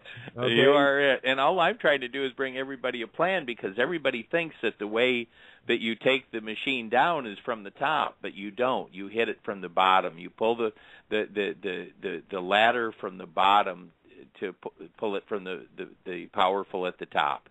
And once we inject this in our community, and we're getting close, we've got 3 politicians now who want to build the technology and that I'm talking about. But once we do this in our community, it's going to be like an antibiotic that's injected. All of a sudden, it's going to go to every community around the country and around the world, and we can stop fighting over issues and start rolling up our sleeves together and working together. And that's my goal. Okay, I just got someone here wanting to get a hold of you. Tony, have we got you? Yeah, finally. There you go. Listen, bud, I'm going to give you the floor here because we got about 10 minutes. Right, cool. So get out what you can get out. We need this on the recording, my friend. Holy shit. Just stop with the holy shit. Just start talking. Yeah, okay. I'm just trying to think of where I can start. I've actually been caught by surprise with this. It's taken me up until now to get the computer back and running. I'm going to be releasing, as long as I'm able to, some information on the front page of Syncrenicity. It's to do with what we found about a massive amount of information. Somebody's put together an awesome piece of work regarding ley lines and magic, sacred geometry, numerology, astrotheology, incredible historical facts going back to the 1800s, periods of earthquakes, locations of earthquakes. It is truly incredible stuff. But you need to be able to, have... Can you give us some bullet points, Tony, instead of just kind of beating around it? What do we got? Give me the headlines. Breaking news. Boston exposed bear. Terror drills, etc. are planned. And they're going ahead tomorrow in 4 US states. All the numerology is linked in with it. And it's awesome stuff. I mean, basically, you need to see the advert and you need to see the videos. And I'm publishing them right now. So amazing technology there that you can do that. Yeah, changing the world on a click of a mouse. I love it. I do it all the time, man. It rocks my universe. Right. Then I've pissed off more popes than most people. Here. Now, Kate, where are you located? I'm about an hour west of Toronto, where I am right now. Originally from Belfast, Ireland. So I had to travel a little bit to get to my point of light where I had to be to kick the shit out of this nonsense. So we're all exactly where we're supposed to be when we need to be there. Cool. Yeah, it wouldn't make a whole lot of sense to put all the the powerhouses in one city. No, right. Let's spread us right around the planet. There's a few 100,000 of us, so they don't stand a ghost of a chance anymore. And they're all awakening, and it's what Jenna was saying earlier. And I think, no, it was Elizabeth was saying it with regards to, Dave Icke, I am not David Icke. I mean, that to me is mind-blowing. That is like, so, for Dave Icke, that is so outside the box. It's beautiful. Like, that just, you made my night. Seriously, you made my night. It's like, oh, shit. Because, well, I know Dave does get wind of what I do, because, I think they tagged me a while back for my YouTube channel and whatnot. So I know there are some people in that camp that keep an eye on what we're doing, and it does to David. So.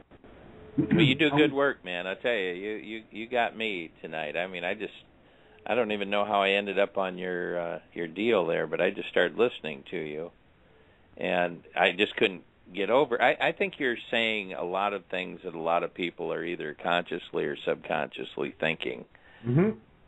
I'm not telling anybody anything they don't know. I mean, I'm just trying to dismember Osiris myself, Right. So it's, again, love Santo.